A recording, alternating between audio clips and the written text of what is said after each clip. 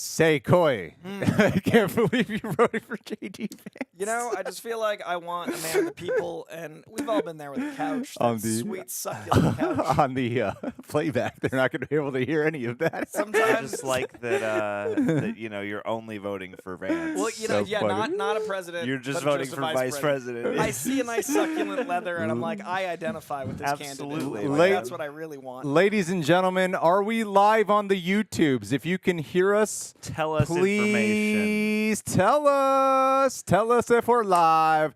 They can hear us. We're live. And thank you for everyone who's given us the early super chats. Preemptive. Just a couple days ago, you kept John and I so busy during the Comic-Con right, panel because gang. we don't end the stream until we go through them all. Even though he has a heart out, you might keep John and I stuck here late. All day. Depending Every on day. that. So yeah, we're going to do a Deadpool and Wolverine live streamed talk. John and I already did a little video just going over a few things, and this is the first time Coy's going to be talking on a stream today about any of man. this. Oh, Nobody's man. heard my thoughts. You're the first. you Nobody's. fucks. That's what I like to hear. But yeah, let's kick this off right away. I want to go through it all. Okay, so guys in the chat, rate it out of 10 for us before we get going. Ooh, I What wanna see that. were you guys disappointed at all? Was it overhyped? Leave it in the chat. Clickbait. John still has hair. That's my favorite comment so far. I'll be done. This truly is a disturbing thumbnail, and I love it. Did you guys give your out of 10s? I gave it a 9 out of 10. I gave it just a big greasy chimichanga out of 10. Respect that. Yeah. That's totally. I went 9.2. I went decimal. Nice. That's what I like to Decimal. 9.2. Feel good. People Was it too hear us far? lower. I'm going to There put we this. We have to put them a little closer because for some reason when we live, it just It's sounds quieter. lower. Okay, yeah, good yeah. To know. Good to know. Look at this. Seeing Mainly, so many There it nines. is. mainly There it from is. 8s to 10s. I love to see it, guys. Saw I'd love to see 11 it. The in there. movie's a I saw an success. 11. Non-Metacritics in the chat. What you guys don't know is Coy's fiance is right there in the corner, her back turned to us while she's working. Studiously But typing the away. goal is to play to her as our audience the entire Yes. time. Yes, we're going to talk about fashion and style. And, Look, because look. she's here, none of us can fart. We can't get away with farting no, now. No, we are men that are on Which our is best what behavior. we do Generally always in the gaseous office in when here. there are no women around. Live streams are usually full of noxious fumes. we already got like a lot of super chats already. We got to get to them. So appreciate Coy, y'all. let's get into this. We've done a video talking about some stuff, John. So Coy, Yes. let me ask you this: which cameo was your personal favorite one? If you had to nail it down to one cameo, which one would it be and why? Okay, well, not to correct you, but to correct the whole internet. Oh. It's not a cameo if it's a supporting role that happens to be a secret. Sure, I sure. personally, and I don't mean to disparage what you're saying, but I just think that it's really interesting that we've got this negative connotation of like, oh, the movie's based on cameos. If they're a third of the movie, like in Yes. No Way Home, and if they're a giant part of the plot and like kind of the basis of the theme of the film, it's not a cameo if they've got more than 2 minutes of screen time, which they all didn't. Yeah. So to me, they were supporting roles. That said, I'm stuck between two, and I know that's kind of cheating, but they're for different reasons. So I think embrace it, Coy. the sound I made when Wesley Snipes came out was Absolutely. not found in nature. I think it's never been heard before or will be since. I made guttural, emotional guffaws. I also came home and when Anya asked what I thought of the movie, I literally like reenacted this scene and I couldn't stop laughing and I started coughing and had to sit down. I got so Yes. excited that reenacting it caused me to have like a little And then I seizure. got a nosebleed. And I was like, oh, it's so much. Yeah. Oh my God! Comics Explained is in here. What? Explained. I had no idea Comics Explained even knew who we were. So what? That's so cool. Oh, Holy snap. shit! And Heroes Reforged. How's it And going, Heroes gang? Reforged. Oh, squad. God, this is so Cheers. cool. I love Hey, the support. everyone. Thank you, God. Look what happens when we do a stream on a Monday. And everyone's here. But especially, I had no idea. I've seen so many Comics Explained to try to seem like I'm smart. But I would And everyone like left. your content. And everyone left Campia stream again to be That's here. right. Leave Campia Street. Text me, Campia. I'm coming for you, buddy. We're all coming for you, Oh, Campia. we're all coming for you. I knew Blade was in this movie because of the shape of the shadow it is, but I think that Blade is my most impactful because not only do I consider Blade the reason we got the MCU, but it did lead to the strength of Fox. So in the movie being about closure for Fox and about worshiping and respecting the prior era, without him, we don't have Deadpool at all. Without him, the Ryan Reynolds rivalry is like some inside baseball, making it an even higher level. But without him, we aren't here. So that to me was a moment that really felt super important. I was at the Hall H Deadpool and Wolverine panel on Thursday. I got to watch this with 6,000 people, and I also then got to see him come out on stage. And the moment Ryan Reynolds said, "My friend Wesley Snipes," and they hugged, a part of my childhood healed. Like, it was a really special moment. So that was one of two. The second one, very quickly, I do love the idea that when you have a movie about an existential crisis of self, a movie about wanting to matter, a movie about like what the forgotten people are and how important it is to get your ending, I love that Gambit represented not only what it means to never come to fruition, but to literally never exist to some people. So you've got this space at the end of time. You've got all those jokes about what it means to be in obscurity. You're talking about Gambit right now? I am. Okay, hold on. That's the word Gambit was I briefly prepped. said. Normally, I never prep photos. I appreciate the I prep. prepped like 40 Look at this, photos, man. so He's now so it's. prepped. I just gotta like include something. Do we go with like an actual gotta sleek say. Look at photo? this show. Yeah, look at that. Okay, we'll go with the. look at We'll the go with the. production I'll go with the value. actual. I'm not. Man, photo. look at that quality. I'm just doing what I can oh, today. Thing of beauty. Look I'm at not, it go. I'm not sure what video it was on, but I would like. This is the one time I will say this. I did talk about the possibility that this could happen as a wish of mine. Yes, yes. Because I was like, Sean Levy, he's friends with Channing Tatum. That never happened. It's a perfect opportunity for something like this. So I'm not going to say I called it, but I'm on record somewhere before the movie came out with no prior knowledge having called it. So. I accidentally called it with you. That was us doing a video. Yes, Coy. We did that. I'm trying by to the figure way. out what video that was. That'll narrow it down to like only 82 videos. I knew I was happy to see you, man. But I accidentally also called Blade a New Rockstars, which was funny because I was like, they're like, what's the craziest thing that could happen? I was like, I don't know. Wesley Snipes comes back. And now I'm like, people are going to think I saw it. There's no way. But for me, like, I love the idea of a character like Gambit who is already a hopeless romantic. Like, Gambit is this bravado, but he's so sad. There's this tragedy to him. So I love that Channing is playing a tragic character in a tragic way and never having gotten to play him. That's already really, like, existentially great. But then the humor comes from that insane accent and, like, Deadpool just not being able to hang, the Minions joke, the tilt up to Blade. There's so much humor and sorrow. And I think that, like, those things are so Deadpool. Deadpool is comedy and tragedy. And the supporting cast rounds out the externalization of these elements of Deadpool, making the whole message of this is why it's important to matter. And it's not about mattering to yourself. It's about mattering to how you affect others. Like, your friends are how you matter. The people you impact are how you matter. So therefore, the supporting cast represents that. So these are all elements of the film that aren't cameos. They're actually how the film works. And those two were, like, so important to me. You know what was a weird favorite moment of mine the second time I watched this movie? It's when Deadpool and Wolverine are about to jump through the sling ring, and it cuts to Gambit, and he looks up and has a little bit of a smile. Yeah. And for some reason, that little moment like that solidified him as a true character in this movie. Yeah. To watching the sense of accomplishment. It's a small detail, a very small moment, but the look on his face, and in fact, the entire team there solidifies them as actual characters beyond cameos. They're really purposeful in that moment. It's like our effort here worked. Guys, I got to say, we got so many super chats coming in. We will promise to get through all of them.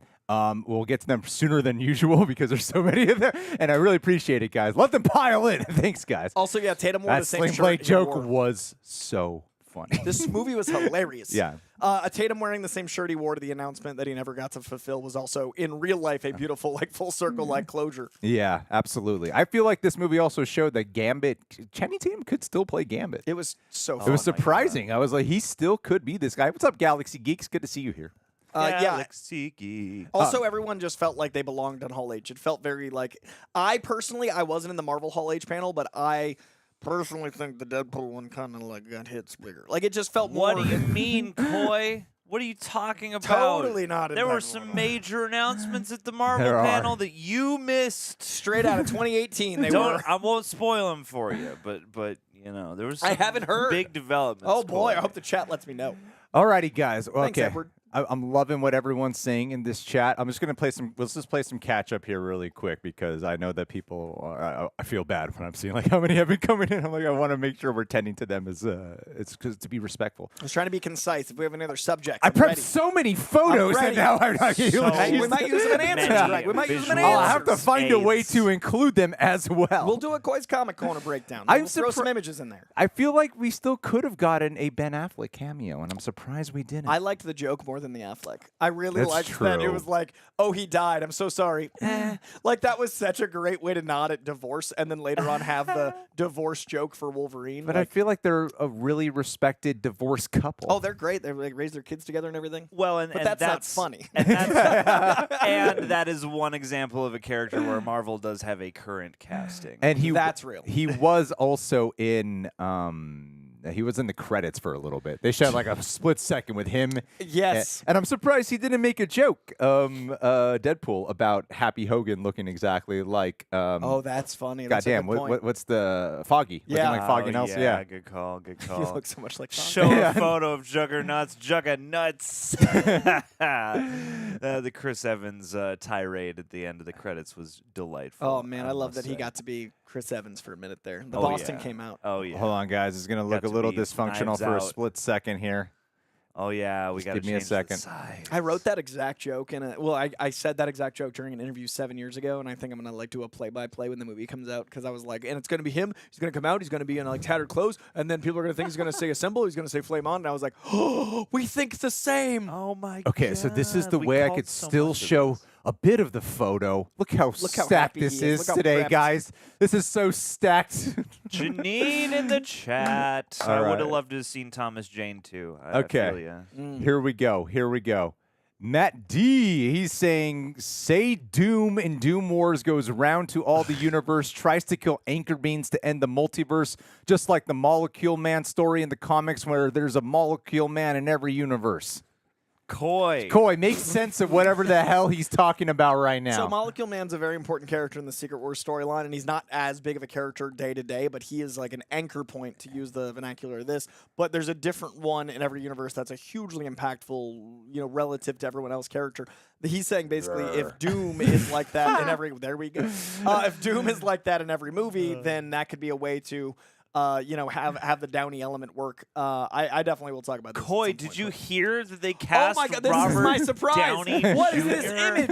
I am shocked. as Professor Whoa. Doomnasium? Oh man, That's what a, awesome. Wow. I'm very curious that he is Victor Von Doom, not a Tony Stark variant, which is, I feel like they finally got people to be like, I feel like they know what they're doing with the multiverse because of Deadpool, like the anchor point idea. Nexus beings have kind of been like in and out, but now we have someone literally, Victor Von Doom and Tony Stark.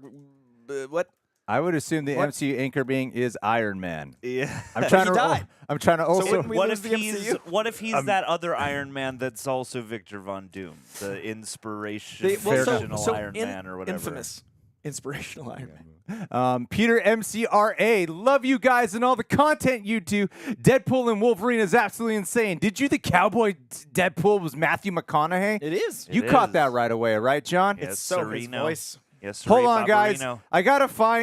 I gotta find my Matthew McConaughey photo for just a split second. So while we're doing Greg's that, like, Coy, we have so much to I do. knew Coy, it was- what was your favorite Deadpool Corp cameo, guys? While I'm bullshitting around here trying to find a photo. I mean, I gotta say, out of the ones that we could confirm, I'm gonna go either Lady Deadpool or Headpool, just because those are both characters I never thought we'd see on screen. Sure. I would have had Headpool be. The Wait, you said head Lady from- Deadpool? Yes, because you have a graphic. Oh, thank God. Oh, there it is. I got one graphic ready It's to only go. a fave because of the graphic. There we go. We're talking about Deadpool Core now the photo's thematically in line. Okay. He's ready. He's This producing. is what I'm doing today. He's so happy to This produce. is I'm doing it. We're going to talk Okay. about it. Headpool should have been the head from X-Men Origins Wolverine, though. It writes itself. I don't know why. Aw, damn. They literally have a post-credit scene of just the head. I would have put that on a helicopter and made it a Fox joke. Absolutely. But other than would that, I agree with like Coy. that. I like that a lot. Oh, who's the actor who plays Jamie Lannister? That would have been a great cameo. Oh, Nikolai Coster. that he would have been an awesome one. He'd been a great Doom. Did anyone else lose the stream? Is that what they're saying? What What's do you mean by that? Well, people are in the assume chat. that Yeah, I means don't that know. somebody's feet cut out, That's which is weird. not good. Okay, so here we go. Dakota Jones, thank you so much for the super chat. One virus He's saying, effects. when I met Wolverine as a kid at Universal, he walked me over to take a picture with Green Goblin. I was so scared. Seeing him in the cowl made me cry. Wait, he saw, what do you mean you saw Wolverine? Oh, Universal. The Did other they- side of the Mississippi, they have all these characters. Oh, do they really? They do that? And it's all Kubert art. Like, it's the comic. Like, it's a in- Green Goblin from the comic, Wolverine from the comic. It's in beautiful. Florida, That's yeah. so cool. He's talking about the mask. Coy, what'd you think about that mask? I thought it worked 80% of the time, but the 20% it didn't. I was definitely like, oh, that's why they haven't done it This yet. isn't a leaked photo. No. Yes. Official release. Especially that one shot right after they jump out the back of the bus and Hugh Jackman he's an looks NPC like an character. ass. Oh, and he's like- yeah, his head looks all funny and his posture's all weird and Please crunched select up. Logan. Please Especially- select Logan. Especially, You've selected Logan. especially on the bigger IMAX screen. I was Yes. like, oh, wow, this is very noticeable. For me, it was that in the moment they were talking underground when he was like talking and he had to like tilt his jaw out to be able to like and like I get it. It's the first time with the mask, and you will notice costumes evolve, except Deadpool's, which was born perfect, just like Ryan Reynolds. But True. overall, like costumes evolve, and I think the first time we've seen a cowl like that, it was a great job. But 80% of the time, I loved it. It's still one of the absolute coolest What a moments in the pop! movie. Like when he like reaches back, you're like, oh, I forgot to be excited about Yeah. this because there's been so much to be excited about. It's so effective, especially because when you see that before that they show that shot in the trailer so many times, so you think Yeah, it's we're gonna, so memorized. You think it's going to be the end of that shot, and Yeah. then he starts to pull. You're like, oh, you're not even thinking about Yeah, it. because we're so overwhelmed. You're like, oh, right, there's another thing that we haven't seen yet. Yeah. When I was paying attention the second time, I was like, they show him from the back They enough set it times up that I'm so like, well. it's definitely not there much of the time, That's but okay. it's fine. I love this comment. The mask was titties. I love it. It was the specific tits. Is this titties or tights? It's titties. It's the titties. I also love it. I mean, it's in front of Rob's It's store, titties. which makes We me can happy. all agree. It does have a Yes. really pointed nose. I feel like Blade definitely is one of the biggest React moments. Oh man, that was insane. And then People- the card coming in. Coy. Mm. Queen Anthony Anderson, thank you so much. Anthony Quentin, Anderson's in the Quentin. chat. Anthony Anderson. Queen. Queen, Queen. Queen Yes, Anthony Queen. Anderson. Yes, Queen. He's saying, Coy, your thoughts on the theory that the Thunderbolts could be the MCU's cabal, tasked by Sword to destroy incurring worlds? I like how nerdy this question is. I do think that's a possibility. I think if you look at the actual Thunderbolts cast, they're kind of all the stepchildren of the MCU. Like, all of these characters weren't as beloved as I think Marvel wanted them to be. And I realized that at Comic-Con. Like, I think Winter Soldier is beloved, but I think they really thought there was going to be What bigger gives pops you out of Black that Widow. impression? I mean... But I think that it's a really good opportunity to make these guys the underdogs that become beloved. And I feel like with the Cabal, that is an element. I don't know how much incursion stuff they're going to do. I honestly thought for a full 3 days after the Deadpool movie that like multiverses was going to be less of a thing going forward. Because Kevin Feige kept being like, after Deadpool, we're in the mutant saga. And then the day Deadpool comes out, we've got 24 hours until the Saturday panel, and then all of a sudden it's like, everything is multiversal. Look at Downey Jr., he is Doom. So I think they're going to have to start cleaning it up. It'd be interesting if Thunderbolts does it, but that story, I mean, the movie's got a lot to do. It's already a team-up movie. It's already bad guys into good guys. It's already not trusting heroes. So Yeah. we'll see. Yeah, very true. Why was Thor crying? Very true. Why was Thor crying? Don't worry, chat. I'm also still replying to you guys in the comments, doing the best I can. I think that's Secret Wars, by the way. I think we'll see that scene with Thor and Deadpool in a future movie. I think that You like, think they're actually setting up? Because Ryan Reynolds seems like such a guy to be like, I'm only doing this one, and then maybe if I want to come back, or maybe if I want to do a sequel. I we'll think consider- we'll get You a think couple this is the scenes. first time Ryan Reynolds may have actually mapped out multiple appearances? I think they'll want to get him back for the big pop of Secret Wars, even if it's for a couple scenes. They'll be like, "Here's your truckload of money," and I Okay. think it'd be really funny if that Thor scene pays off in 5 years. Like, yeah. what a good joke if they're like, that comes later, and then they could even just cut to that scene in the middle of a battle, and I'd think it was hilarious. Yeah. Maybe he's not in the movie, and that scene is like that'd be so funny to me. So I've seen some lamentations of no Taylor Swift in the chat. Don't worry, there will be a Taylor's version of this movie. So oh my god, a Blu-ray where it's Taylor's version. Michelle, she's saying haven't seen it yet, but want to send some love. Thank you for at least popping in here, Michelle. Please go watch this it. is the stream for you. Oh Char- no, everyone. Charles Smith is asking, thank you so much. Thoughts on the mask? We just went through that. John, Jim did you Carrey give thoughts is on the so mask? good in the mask, guys. You should Somebody go stop watch it. my reaction to that movie. Had you never seen The Mask? I hadn't. John, give quick thoughts on the mask. The mask looked great. I agree with Coy. It's like it was so a joyous moment to see it come to life on the big screen. There were a handful of moments where I had to kind of lean into that joy and surprise in order to make it fully work. Because yes, there are times where it does look a little bit clunky, but for the most part, fan service achieved. I mean, that's a pretty cool, man. Look at that. That's a great shot. That's an excellent right in shot. front of Liefeld's just feet. What an official still. Perfect. Official still released by Marvel. Such a 4K HD with this weird still. top. As far as It's they just put the it new in. letterboxing. I don't know what they that's were all. thinking. It's just the new letterboxing. Weird angle and everything. Ladies and gentlemen, Nick Alexander's asking, do you think Deadpool will take the armor off Iron Man's corpse and find another variant RDJ to wear it to help fight RDJ Doom? I hope that movie is about Deadpool fighting Doom in Everything's the Deadpool. skin of Tony Stark. Do you have an actual theory of what's going on with RDJ as Dr. Doom, Coy? Okay, in the comic books, Doom becomes Iron Man, not the other way around. I've seen that comic going around a lot of people are like, "We'll read the comics if you don't like this casting." I'm sure. Yeah. It's very civil. I've heard a lot of rebuttals to that. Yeah, and the problem is it's the wrong way. It's Victor Von Doom trying to be more altruistic. And so Superior Spider-Man is Doc Ock becoming Spider-Man because of a brain transfer. And then years later, all the Superior stuff got really popular, so they did something similar with Iron Man, but it was Doom becoming Iron Man, and he was a bit of a hero, but he was still a prick. He's still Doom. Sure. But this isn't that, because this is Downey, who has played Iron Man, going the other way as Doom, and they announced him as Victor Von Doom. It's not a variant of Tony Stark. What I'm assuming is multiversally there is a world where the man that we think looks like Tony Stark was just Doom, but they're going to have to explain that. Because when you meet him, you're going to go, oh, Tony Stark variant, or oh, blah, blah, blah. And we already have that conflict with Johnny and, Captain America now, because this movie was an MCU film, and we have Chris Evans that obviously looks like Captain America, which is the funny joke. But they're going to have to explain why the guy that looks like this. And I know a lot of people are excited because of, like, Tom Holland is going to be like, mask off, how do I fight? And, my dad. I don't know if it's that worth it. But I am excited because Downey gets, to play a villain, and I think he's absolutely incredible at that. I think that Downey was trapped as Iron Man for a long time. Like, people only saw him as Iron Man. I think this is a great chance for him to break out of that. But at the same time, there better be as long as the story supports this ridiculousness, I will eventually be happy. But right now, it's just more concern. Like, this does feel a bit like, okay, guys, what worked? Russo Brothers and Downey, what will work again? And I want to see a story reason for this, because right now, everyone's saying read the comics. I read the comics. It doesn't make sense yet. Yeah, sure. Well, there you have it. I'm excited for it just because it seems desperate and bold simultaneously. That's what I love. It is odd.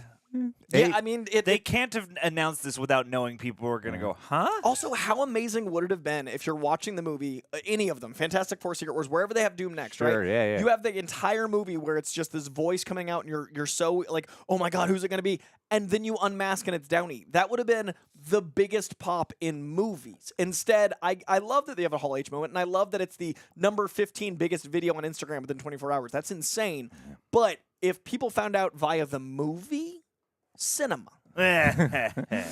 AZ Poop is asking, AZ Zoop, I've been reading all names wrong. AZ Zoop, look, Spidey, No Way Home DP3 established the characters can look different in other universes. Some on the internet don't agree, but I like RDJ as Doom, their biggest villain with the face of their biggest hero. One of the favorite theories that I heard was about how Iron Man closing out a chapter of the Avengers universe, and they might go into some type of soft reboot after Secret Wars, and then for him to close it out as the main villain face would be an actual. That's the one part of it that I really do like. And some people are also saying, hey, if he's mainly in the mask the whole time, it won't be distracting. And then I go, what's the point of putting him in there if he's mainly in the mask then, I do love that Downey is known for like his exuberance.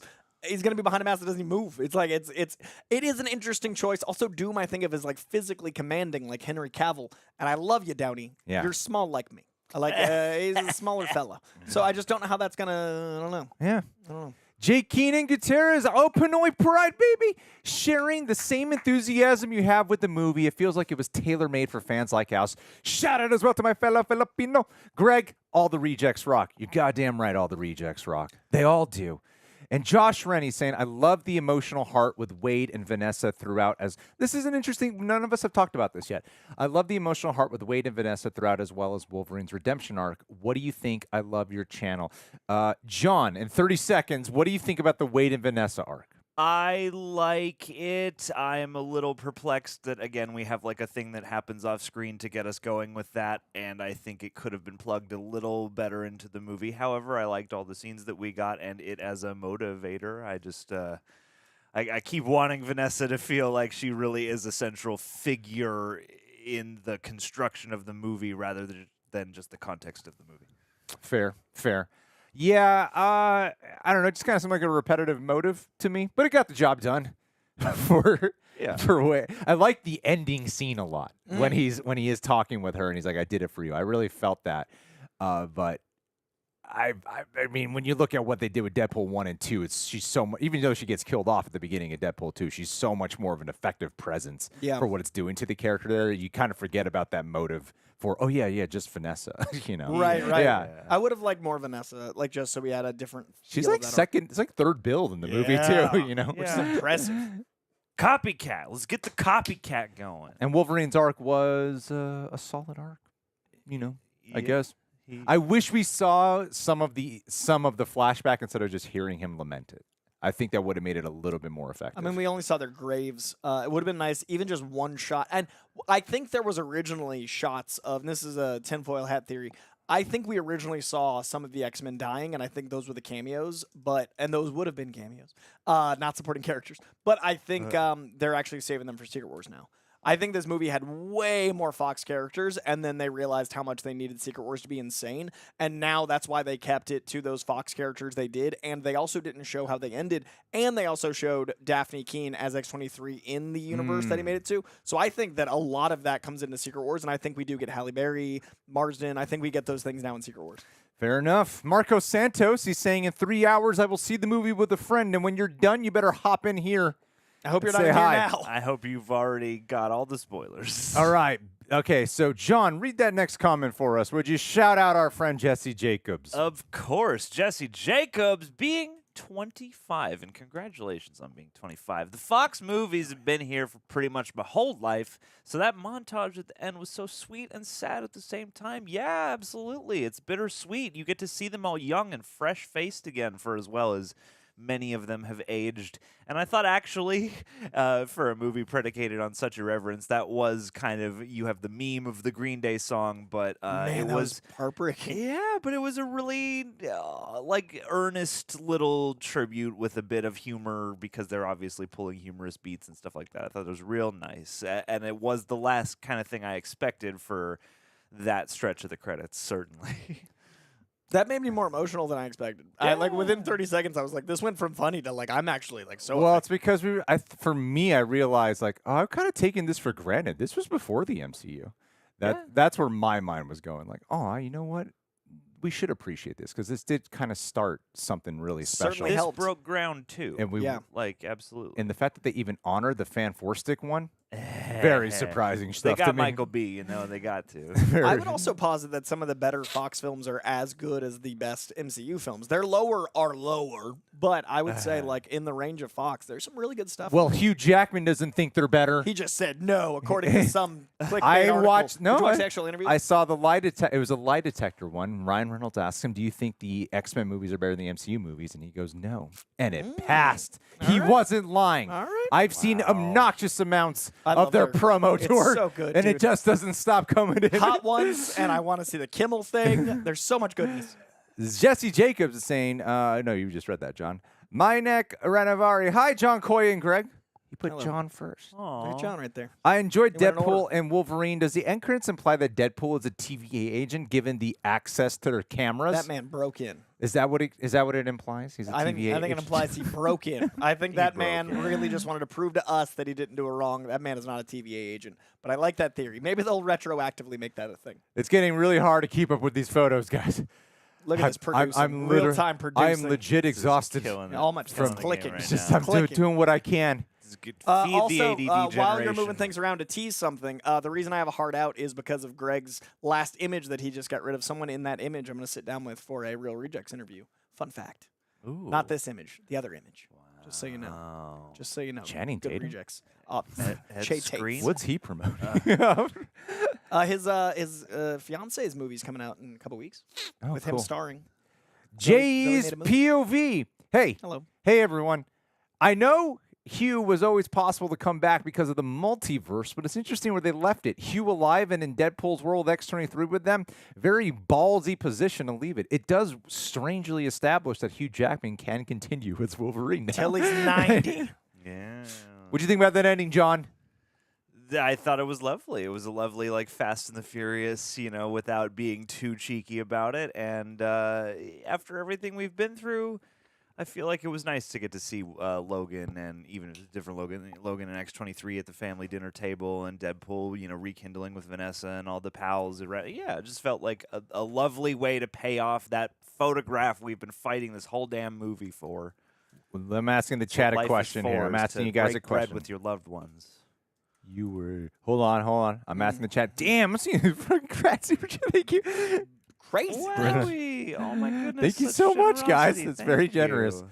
Who here left the Campia stream? Who left the Campia stream? So Welcome. I really hope Campia watches Welcome. this and messages me and was like, "What the fuck are you doing?" Comment if you're here from Why are you Campia, creating if beef? you're here from Beyond the Monday I'd be like, Trailer. I'm sorry, if you Campia. left I thought New it, Rockstar. I thought it was funny, Campia. Zachary Horton, when are these guys going to start smooching? There was a bit of a romantic element to this movie. I think he's talking about us. I think it meant us, but sure. But in the car, I was like, this is how these guys do it. Yeah, oh, they definitely did it Because between wrapping him up in that seatbelt. The first time I watched that fight, I was like, what's the point of having this second fight right now? When I was watching it the first time. Then it wasn't till towards the end, I'm like, oh, this is how these guys are like getting out their sexual aggression for Yep. one another. Yeah. I liked that the first fight was big and sprawling, and the second fight was contained. Yeah. Like Well- personally, I thought the second fight was more. And the first Wanted fight to is see just Morbius. everyone wanted to see Morbius. I think the first fight is them in the physical, basically being like, "You pulled me into this, you know, mad adventure, and I want out. I'm gonna fight you over this." And the second fight in the minivan is like a personal, like, "Oh, you lied to me.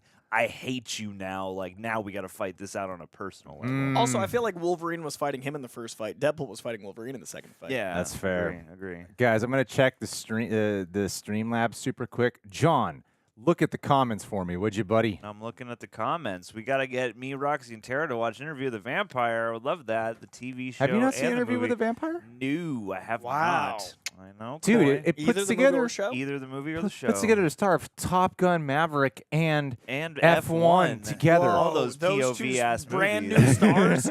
Those Yeah. new young actors.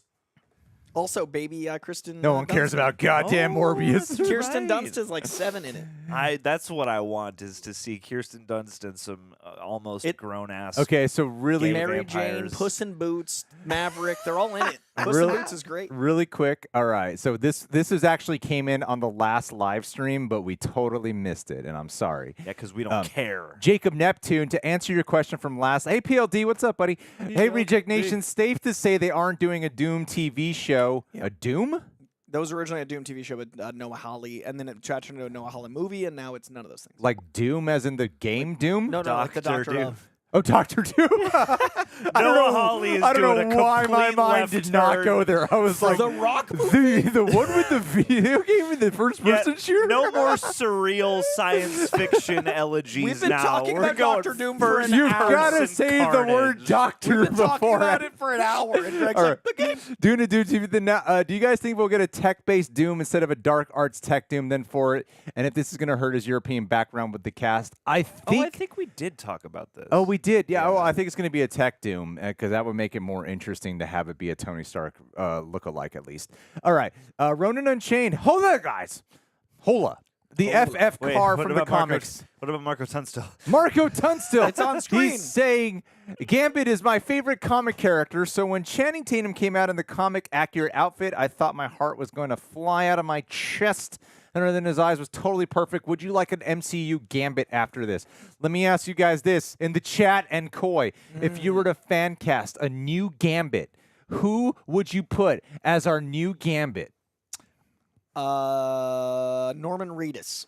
Norman Reedus as the Gambit? He would be nothing but Norman Reedus, though. I know, but that's like I feel like Gambit's like really hot in a really like dirty way, and I feel like Norman Reedus is like hot dirty. But Norman Reedus just mainly plays Daryl from The Walking Dead. He's pretty much those Norman are his Reedus roles. is either Ghost Rider or Gambit to me. I think he'd be a perfect Ghost Rider. I think okay. I take it back. I'm gonna go with the obvious one. Taylor. No. What's his name? Austin Butler. I think Austin Butler has like a really cool way to make his voice sound like anyone. I think he could pull off the Cajun. He loves his accents. RDJ. I think he's obviously RDJ. I think he could also pull off that like swagger and sadness. There's like a sadness under Austin Butler that I think really plays with Gambit. I think he's the right age. I think he's also at that right point in his career where he's like a name, but he's not a household name, and it would bring people to the theater. I think he's super like he's got so much sex appeal and such an interesting like off the beaten path. Bike Riders made me see him as Gambit. People are saying Tatum was a chunky Gambit, but man, when he was moving, that one little following shot where he's like putting the cards in them and then boom. And that long distance shot. Oh my God, so Ryan sexy. Quanten, not bad. Not I like bad. That. Oh, get the guy from who plays the bad guy in The Acolyte. I think he'd be Cameo? good. Oh, Yeah. what's his name? The Asian guy. Yeah. Then From, people get mad they cast an Asian guy to play Cajun. The Gamer MJ is saying, hola, guys. The FF car from the comics. I got giddy. When Hugh finally put on the mask cowl, I yelled, yes, yes, yes. Did you really? You went, yes, yes, yes, in the theater. Coy, we didn't get to hang out, take a pic, but thanks for the hug when Mark Ellis was interviewing me. SDC was a blast. Oh, yeah, I literally saw him getting interviewed by Mark Ellis and did a drive-by hug. Did you have fun at SDCC? I did. I'm so exhausted. And the fact that I was so busy, I did absolutely no coverage of the con. That's how busy I was. So it was really fun, but I'm going to sleep tomorrow. Like, I'm so exhausted. This is momentum. Yeah. But yeah, I had a really great time. I had 5 panels. I did Funko Fusion, announced a new Funko game, which was awesome. Robert Kirkman joined me on stage. I got to talk to Kirkman about Invincible and Walking Dead, and I love that man. I did a panel for Alien Rogue Incursion, which is a terrifying VR game with xenomorphs that learn according to how you play the game. And then I did a Hellboy announcement, and I got to see a lot of Hellboy and hang out with Mike Mignola, which was a life honor, and also Jack Kessie is Hellboy. Like, it was really weird talking to someone and in the conversation thinking of a comic, because he's a dude, and I kept picturing him like red with horns. Like, he is Hellboy. So a great con. I'm just physically a shell of a man. Understandably so. You've always been. Yeah, Gamer I'm a husk. MJ is saying, anyone else thought the Wolverine mask looked a little iffy? As I sat there eating popcorn on my Deadpool head, and they started, and then the I still haven't Wolverine even one on my seen one of crotch, those. they started massacring the pools. I let out a love sigh and just didn't care at the moment. Best one of the year. I think the nose was a little over-exaggerated in the pointiness of it. That's my one little criticism about it. I kept looking at his nose. Interesting. I've not seen a single Deadpool head bucket. Are those Not in in real the world? life. I've seen them. Yeah, in I know a pictures, couple people who got one. But I've just got the Wolverine. They're one. harder to find in California, that's for sure. Oh, Gotcha. interesting. Is Manny Jacinto the person? There who it just, is, Is he Manny the guy Jacinto. from Acolyte? Because people were Yeah. freaking out about him, and all I know is that he's on the Good Place, but he got like super Oh, sexy dude, for so the Acolyte. sexy. Is he really? So Oh, he's really sexy. sexy. He's a really sexy Dude, guy. he's Oh the my sexiest God, Sith okay. maybe to date. Okay. Oh, undoubtedly. all right. Him, then Palpatine, I would say. Oh, yeah, somehow. I think it goes Manny Jacinto and then Palpatine. I also see people talk about Ben Barnes' Gambit. So Ben Barnes plays. Smear that around. I think Manny Jacinto would be a better Cyclops than Gambit. Personally. Marco Tunstill, thank you, buddy. Coy! I thought about you so many times while watching Deadpool and Wolverine because girl. you love him so much. I do. You actually thought about Coy while watching it? What a thing to pull you out of the movie. Honored. Just me in your ear. I know you love the movie, but if you could change anything about the movie to make it perfect, what would it be? What a loaded great question. question. That's That is a a really really that's a good great question. question. What would you change about Deadpool and Wolverine to make it perfect, to go from a 9.2 to a 10? I would have allowed, even though I think they're saving them for Secret Wars, some X-Men cameos, because I did find the Wolverine arc felt like we were thinking about the old movies versus his experience of it. I definitely, without the weight of the love for those movies individually, I did not feel a connection to that Wolverine to those X-Men. So seeing comic-accurate costumes of those X-Men, because clearly they had comic-accurate costumes because he did, seeing them like even a pile of dead bodies would have just helped his story feel more Agree. like it was a full story. I would have had more Vanessa because there was a lot of moments of like my whole life's in this photo, and I really wanted to just spend more time with them. But that would have made the movie longer. And I do think the Deadpool core, just a little bit more time with any of the members of the core would have made it feel like those were characters versus just obstacles. It's like when the ants show up. Yes. It's a problem. I'm like, what is this subplot? Just a whole bunch of ants. So yeah, those are small things that, again, it's a 9.2 for me. If I wanted to bring it to a 10, just a little bit more of like Wade as Wade and Wade's connection to people, a little bit more as Logan and his connection to the X-Men would have just made their conflict feel a bit better, and Vanessa would have really elevated what Wade was going through. Fair enough. Fair enough. Agree. But I love Cassandra Nova a lot more than most people give credit. I really thought Cassandra Nova worked. We'll and talk- a lot killed of people. it. I'm sure that'll come up. I agree, Coy. MKC007, unrelated. Sorry. Let's get this one to John. Oh. Who would you fan cast Will Smith as in the MCU, included but not limited to X-Men? Oh, Professor Xavier, Will Smith. Obviously. It's gotta get it. Big Xavier style. A Will Smith X-Man. Oh my, I am very qualified to answer a question like this. I would make him the new Juggernaut. Oh, I totally see it. Wiki. Just make you should have just said Bishop, John. Bishop. Racist. It's not racist. He's black. Yeah. You should have cast him as Storm. Yeah. Oh. I cast You him should have cast him as. as Bobby Iceman. Bobby Iceman. That's what they call him. Bobby the Ice. Good old Bobby Ice. Vanilla Ice. Anya, you're not paying attention. Come on, we're talking about Bobby Ice. You're not paying Oh, attention. look, she is paying attention. Talking about Bobby We're Ice. talking about which character Will Smith could play. In In the The X-Men. the X-Men. Which X-Man should Will Smith be? And why is it Beast? give her options, Coy. Bobby Iceman. Bobby Ice. Bishop. Storm. Who else did you guys just say? He can play Darwin. He can play Darwin. Darwin was black in a movie. Cyclops. Storm with pronouns. wouldn't be a bad Cyclops. I could see Will Smith as like a leader. I could see that. Yeah, he'd definitely make sure the movie's about him. Yeah, that's a lead. That's true. This is my movie. Michael Jai White as Bishop would be pretty cool. He'd be LeBron James as Bishop. This is the dude that played Finn in Star Wars. You mean the dude playing the John dude disguised Boyega. I as think another dude? Boyega would be a good bishop. After seeing They Clone Tyrone, I think Boyega would be a great bishop. Okay, Gamer MJ. Coy. Hi. You're absolutely right about hitting supporting actors. Didn't think about it that way. That opening credits is just a loop in my head. Blade is my favorite cameo in the film. Some motherfucker's still trying to ice skate uphill. Got a chuckle from me. I don't know what it is about.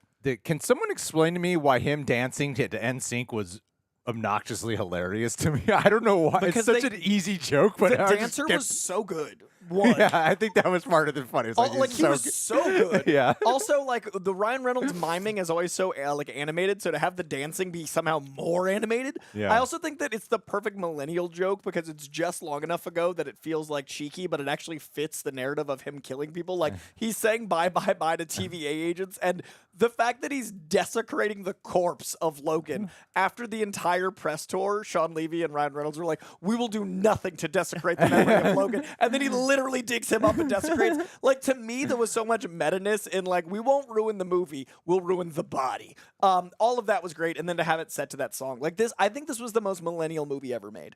The jokes were just for us. It was all inside baseball. If you didn't know like Jennifer Garner and Ben Affleck were married at one point, that joke wouldn't have landed. If you didn't know Deadpool and Wesley Snipes hated each other for a while, like there's so much inside baseball and then millennial stuff, and I think NSYNC was the kind of it let you know who this was for. It was interesting watching at a press screening and then going to a regular screening where a lot of the inside baseball jokes, especially about like movie business stuff, the crowd wasn't laughing at. Dude, Yeah, the it was press interesting. screening I went to, I felt the quills come out. It was like I hated the audience I was with at the press screening, and then I loved seeing it at Comic-Con because at the press screening, I was the monster. Nice. At the Comic-Con audience, I was everyone. Kang is a good one. The opening credits is perhaps my favorite thing in this movie.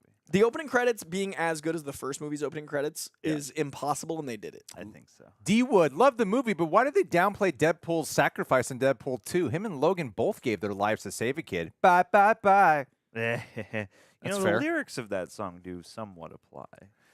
I mean, did you feel like they downplayed his sacrifice? I wish they kind of acknowledged a little bit more of him playing with the time. And, Yeah, they definitely made a didn't joke they out didn't- of it. They Like, didn't give you a just shit. did horrible things. Yeah. And then they moved on. I love that joke when he sees Paradox and he's And he says, like, you were unconscious and soiled yourself. And he goes, I I wasn't wasn't unconscious.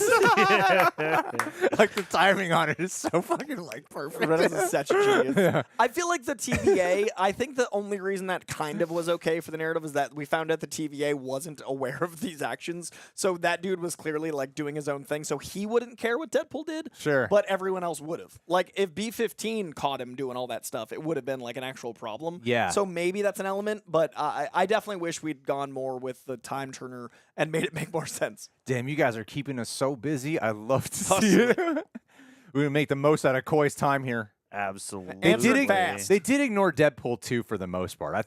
We all thought it would play a little bit more consequential into the movie, but it really didn't, actually. There was 100 scripts Ryan Reynolds outlined. I'm sure a lot of them did. I think it could have added more stakes to like how Vanessa. Like I think that could have held a little bit more of a threat to the people dying. Like it didn't seem to matter that there was a universe of people that all died. Yeah. And I really wish they kind of. That is, if I were to take it to a 10, I wish they would have factored that in a little bit more, especially to make it feel a little bit more like a Deadpool 3. Yeah, but I think it's just still the most fun I've had at a theater. So yeah, had a great time. Keep my country's name out of your mouth. I did enjoy that Will Smith joke. That was solid. Will Smith could be Sunspot, maybe. People are so tricky with that casting. Anyone that's half one thing and half the other, people demand that is the exact ratio. And it's like you have to find an actor that had parents born at the exact right time. All right. That birthed you at the exact right time. Just Ralphie is saying a moment of silence. Thank you so much, Just Ralphie. Very sweet of you. Just Ralphie. Ethan T. Hey guys, not Marvel related, but just want to say you guys have been a huge part of my life now for many years and helped me through so much. Keep it up, guys. Love you all. You're goddamn right we have been. You don't need therapy. You just need real rejects. You don't need friends. You just need parasocial relationships. Yeah. That's all you need. Oh, That's speaking of, all you need. You guys weren't parasocial, but a lot of you came to my Hellboy panel, and security was so intense about not letting you guys take photos. And if you were there, I'm so sorry, and I wanted to take pictures, and I love you to death. It was a bunch of super sexy rejects in shirts. We're like, Coy, let's take a picture. And security was like, no photos. And I was like, I would. Get away from him. It was intense, because I was with a bunch of actors from Hellboy, so it was intense. But I love you guys. Thank you for coming out. There's your chance to talk about Cassandra Nova. Ooh. Cassandra Nova, mothered so hard, Mother of the Year. Whoa. Did you like, you seem to really go to bat for Cassandra Nova, Coy. I love that in the comic she's the twin of Xavier, who Xavier kills in the womb, and she never forms a body, and so she manifests a body and comes out as like this entity. And then she wants to kill everyone because she was jettisoned away. I love they used the end of time to jettison her away. I thought that was really smart. I also think that she had really fun mustache twirling sensibilities, but like I bought it because of how well Emma Corrin played her. I loved the visuals of like going into someone's head, because she even says like, I have to physically touch the brain. And that was so disconcerting. And I remember thinking like she looks just like the character in the coat and all those things. But then when she took the coat off, how frail and thin Emma Corrin was made it more angular and intense, like Frank Quitely art. So she worked for me in every way. I also thought she did a really good job embodying McAvoy's Xavier with little dashes of Stewart. She clearly studied those performances. She really worked for me. I thought she was great. Yeah, John, did you like her too? I thought she was terrific. I loved watching her. The only thing I'm bummed out is apparently they said that they wanted to get real jacked, wanted to do the Marvel workout, and the producers were like, no, you don't have to do that. Because she looks great. But yeah, no, I for a movie that is jam-packed with a lot of stuff and that, is doing more than just like, ooh, villain, I thought that her presence was conscientiously incorporated. It made a lot of sense. She had a lot of just icky, unsettling screen presence, and I loved watching her. Couldn't get enough. I loved watching. Okay, so apparently, by the way, guys, this is not. People thought this was the Blade guy right here from the TV show. This is actually a Bullseye variant. Oh. Will Smith could play him. Will Smith could play him. Will Smith could play him. I thought I noticed a Bullseye element, and I didn't track that was the guy in that shot that went around all the time. Yeah, that makes sense. Mr. Downtown, he's saying, this was the best multiverse movie. Sorry, No Way Home. My issue was lack of Loki TVA continuity. B-15 was, and updated Miss Minutes would have been great. Fair enough. I did think they made the TVA feel a little small in this one. It was supposed to be just an unsanctioned corner of it, which is my rationale. It definitely did feel, more contained than I was expecting. Also, considering how much Miss Minutes and Deadpool talked on Twitter, I really thought she was going to be an element. Oh, were they talking on Twitter? Oh, constantly. It was great marketing. And, Tara Strong was, playing up she was in it. I think there's a lot of stuff in this movie that is not in this movie. I think they shot, a decent amount that didn't make the cut, and I'm really thinking that leads to Secret Wars. Absolutely. Yeah. I totally prepared. There's some photos this is why usually live stream people have someone who's gathering photos and someone behind the scenes who's not. Yeah. Here we are. This makes sense. I feel like this might be a hot take, but I feel like this movie, while there is a lot of madness that strings it all together, this has less mumbo jumbo for me than No Way Home does. Really? Like No Way Home as a plot to me subsists on a lot more mumbo jumbo, whereas this somehow made a bit more sense to me. I think the emotional beats hit much better in No Way Home than this movie. For sure. Having Spider-Man, the emotion of No Way Home makes up for a lot of silliness in the plotting, whereas this, I felt like silliness, A, is part of the point, so you can get away with more of that, but B, there's so many things in No Way Home where I'm like, if the emotionality wasn't so good, this would be really goofy. I did think this was a really good multiversal way to tell a lot of silliness, because it's a comedy.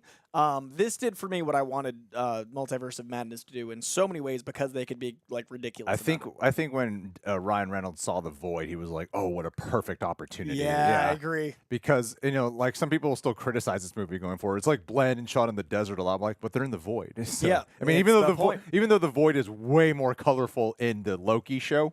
Yeah. I still thought it was a great excuse to not make it feel weird. This movie does have a lot of the weird production values that recent Marvel stuff does have, where half of it feels like a real movie and half of it feels kind of like a fake thing that was concocted somewhere, but it just made a lot of sense for what this is. That stuff didn't really bother me. A lot of critics that are, not comic book movie fans were saying it looks like a cheap, looks like it's in the volume, blah blah blah, and I do think some of that is fair criticism, but I do think a lot of it was shot in a way that they made a story out of, we're describing. I do hope we get back to movies feeling like their backgrounds are a little bit more. You won't always have this story element to fall back on. So I'm hoping as Disney readjusts, they start going what if we shot this movie? Well, and they were out here talking about it's more worth it to us to build practical sets and risk the spoiler because it makes the movie better. And I'm like, cool, that's a great sentiment, and lean harder into that. All right, guys, really quick. All right, I'm gonna just keep cutting you guys off. It's okay, please do. So, what do you guys got? Jetlow's asking predictions for D23. Wonder Man finally gets some juice. Agatha all along gets a very probably too revealing trailer because it comes out weeks before the show. I think we get some sort of announcement about a special edition, something like Werewolf by Night continuation, maybe Midnight Suns gets announced there. I think we get a new show confirmed. We get details about Ironheart. Those are my big four.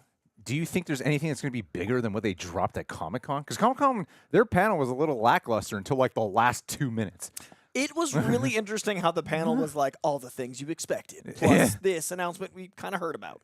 I didn't hear jack about the Robert Downey Jr. one. Oh, I heard rumors, and I was bummed I heard rumors. I think that the shows are kind of on the back burner right now, so I could see it being just kind of filling in the dots, and then one big. I think it's going to be like Comic-Con. They're going to announce Will Smith as Bobby Iceman. Bobby Iceman confirmed. Yeah. X-Men show to start with Will Smith as Bobby Ice. Bobby Ice. Drop that zero. Get with John, the hero. Please read the next question. Thank you, Awesome Ryan. I would love that, Awesome Ryan. Hey guys, I loved this movie. 10 out of 10. Everything gave so much joy. I can't stop thinking about the opening and the Like a Prayer sequence. What was your guys' favorite fight sequence? Well, my personal favorite fight scene is this fight right here, because that one shot just felt straight out of a comic book panel leading into the busting through the bus door. So I didn't even care about that weird CGI standing helmet shot. I thought that was a beautiful, beautiful fight. I was just elated the first time I watched that in the theaters. I was like, I'm so joyful looking at this fight right now. I think mine was seeing Blade back. I think Blade as Gambit, a fight. Yeah, the fight there. Yeah, there was a fight with the yeah. I think seeing the team up. I never thought I'd see Blade with anyone, and I saw Blade with Yeah. Elektra, Channing Tatum's Gambit, Fair. and X-23. And I love that they were all fighting in their own way. Like, I love that X-23 always goes for tendons. She used to in Logan. In Logan, she always went for the thing that would incapacitate, so I love that she took out Juggy's Achilles. I love that Gambit got to do his, like, distance and close-up magic. And I love that Blade still, like, Wesley Snipes is 60, and he was actually, like, they showed his face fighting. Like, that dude was one of the best martial artist actors, period, and it was him fighting. So that fight, just because it was so much closure, they got their ending. So I think that fight really meant a lot to me. Yeah, it was a hell of a fight. John, what was your favorite fight? I will go with the minivan fight just because it's great. probably the best combination of like cool choreography, cool shooting style, kind of all melting into one, and confined space, great music cue. You could just really feel the grit and the anger in the fight. Yeah. So like as a piece of fight and cinema, I thought that was the most well-realized one. Hold on, guys. I'm just adjusting this image. John, please. I really like Read the next question. Yes, absolutely.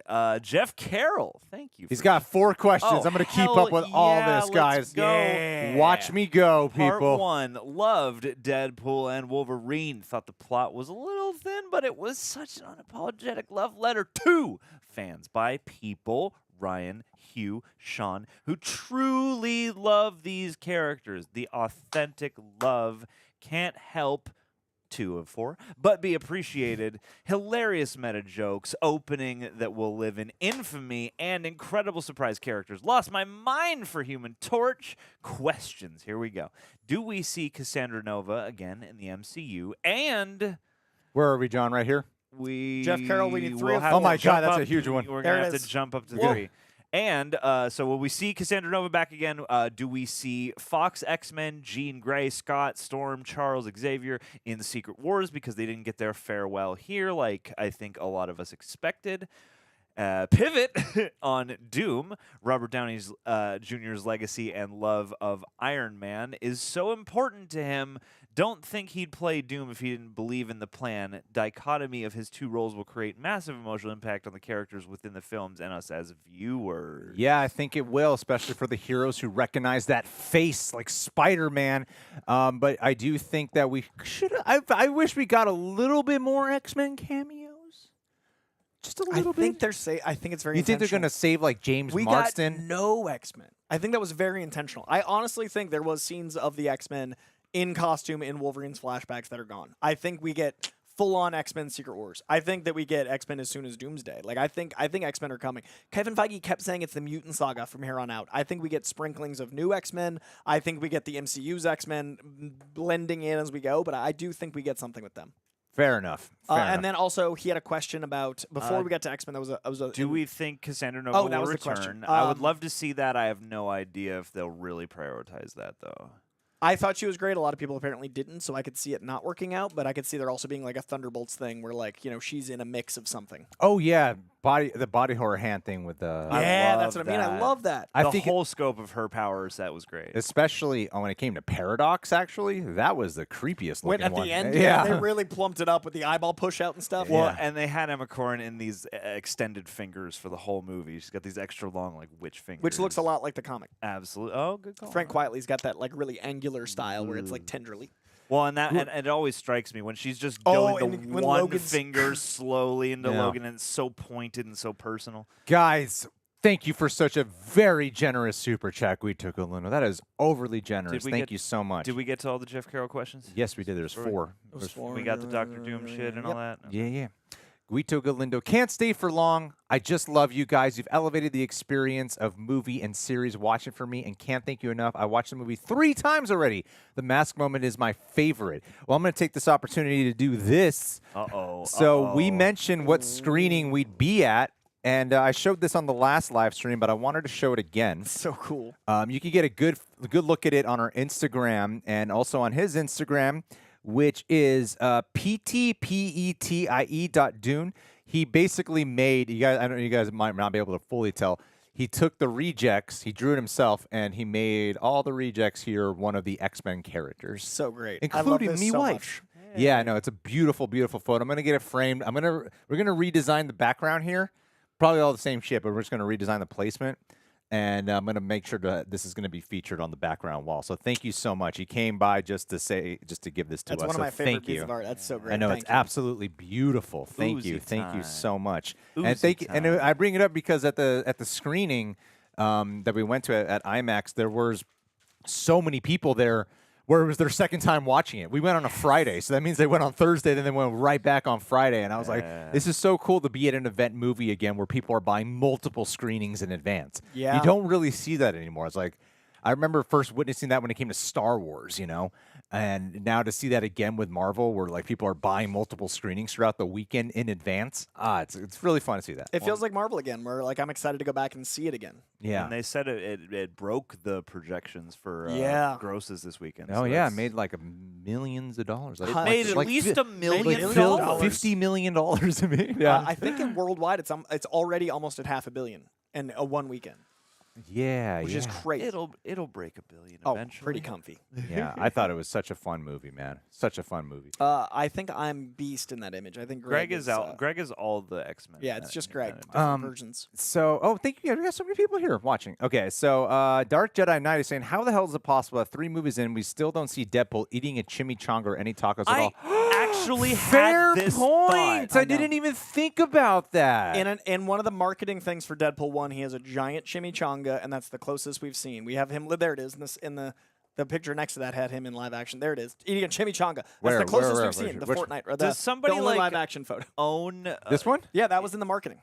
Okay, That's the closest we've come. let me pull this up, guys. I Let was me gonna pull say, this up. is chimichanga like a copyrighted word or something? I that they, know. like, I can't. I don't think it is. I think like, it's like a food item. why this I oversight? need it so Coy? badly. Why doesn't he love chimichangas on this timeline? I Something love is wrong. Something happened. Something happened. I also love that it's based off an SNL skit. Like Deadpool's love for Mexican food and chimichangas is based off of an SNL skit where Jimmy Smits is on and they over enunciate all the Mexican food words. So it's like normal conversation, then tacos. And like Deadpool would find that funny. So they made that Deadpool's whole shtick. And now it's become like part of his brand. It's not good quality, guys, but But it's beautiful. But it's Oh, here. but look at that chimney chang. Deadpool 1 marketing is why maximum effort marketing exists. And I still think it's some of the best marketing I've ever seen. Is 7 years later. is maximum effort? We're is, making- is that a Reynolds? we're making all the images That's work. his company. No, I know, but he always says it as Deadpool. So like, where's the chicken? Where's the egg? Like, is it? So during the filming of Deadpool 1, they were supposed to have $28 million more budget, but they found out while shooting that money included their production budget for marketing. Like, they thought they had X number of dollars. That actually included marketing, so they had to cut an entire sequence. Fascinating. So the scene where Dopender, where they're outside the cab and he's like, oh, I left the guns in the car, that was actually a full-on shootout. They cut to save the money. And in that scene where he goes, okay, well, let's do this ourselves, maximum effort, that line was ad-libbed and became his marketing firm because they realized they saved the money on marketing. Guys. So the birth of that moment was the birth of the company. I love this next So super chat so much. This is a great super chat. I think this is what they're saying. I think Cassandra got the sling ring from Donnie Blaze based on their wording. From A failed She-Hulk. magician. She-Hulk. Great theory. I had not Justice. thought of that and love it dearly. That is an excellent. Damn, I keep downloading the wrong images. That is so funny. If you guys don't remember Donnie Blaze, I'm showing you a photo. He was in the much beloved show She-Hulk. so good. I did kind of like, I didn't expect it to happen in this movie, but I would love for Deadpool and She-Hulk to meet. Yeah, they'll do great work. Fourth wall Where together. the fuck did that Donnie? Donnie Blaze, what are you Why doing? are they all And then they this can twerk format? together. Yes, which the internet will Deadpool love. and She-Hulk can twerk together. He's the director from Entourage. Oh. No, that's not a JPEG, you liars. This isn't a JPEG. This is Is he a director? Whatever, I can't show it. I don't of got the time. Aquaman you guys movie? can Google Donnie Blaze. Martin Scorsese, according to Mike Joyce, watching Gambit's monologue about ejaculation. This is cinema. He shot right out of his daddy's balls, ready to go. Yeah. I hope Scorsese enjoyed that as much as we did. I'm That's sure he did. That's a super gross I joke. enjoyed it. I loved it so much because like Deadpool was like even confused about it. It was so good. Thanks for not snapping for us, Thanos. Here we go. Thank you, Mike Joyce. Buffont Rhino, first ever super chat. Yeah. Oh, thank you. It's to you guys. Oh, first ever of all time. Awesome. I love the videos, and I'm so hyped about Deadpool and Wolverine. It surpassed my expectations. Keep it up. Question for the chat. Did it surpass your expectations?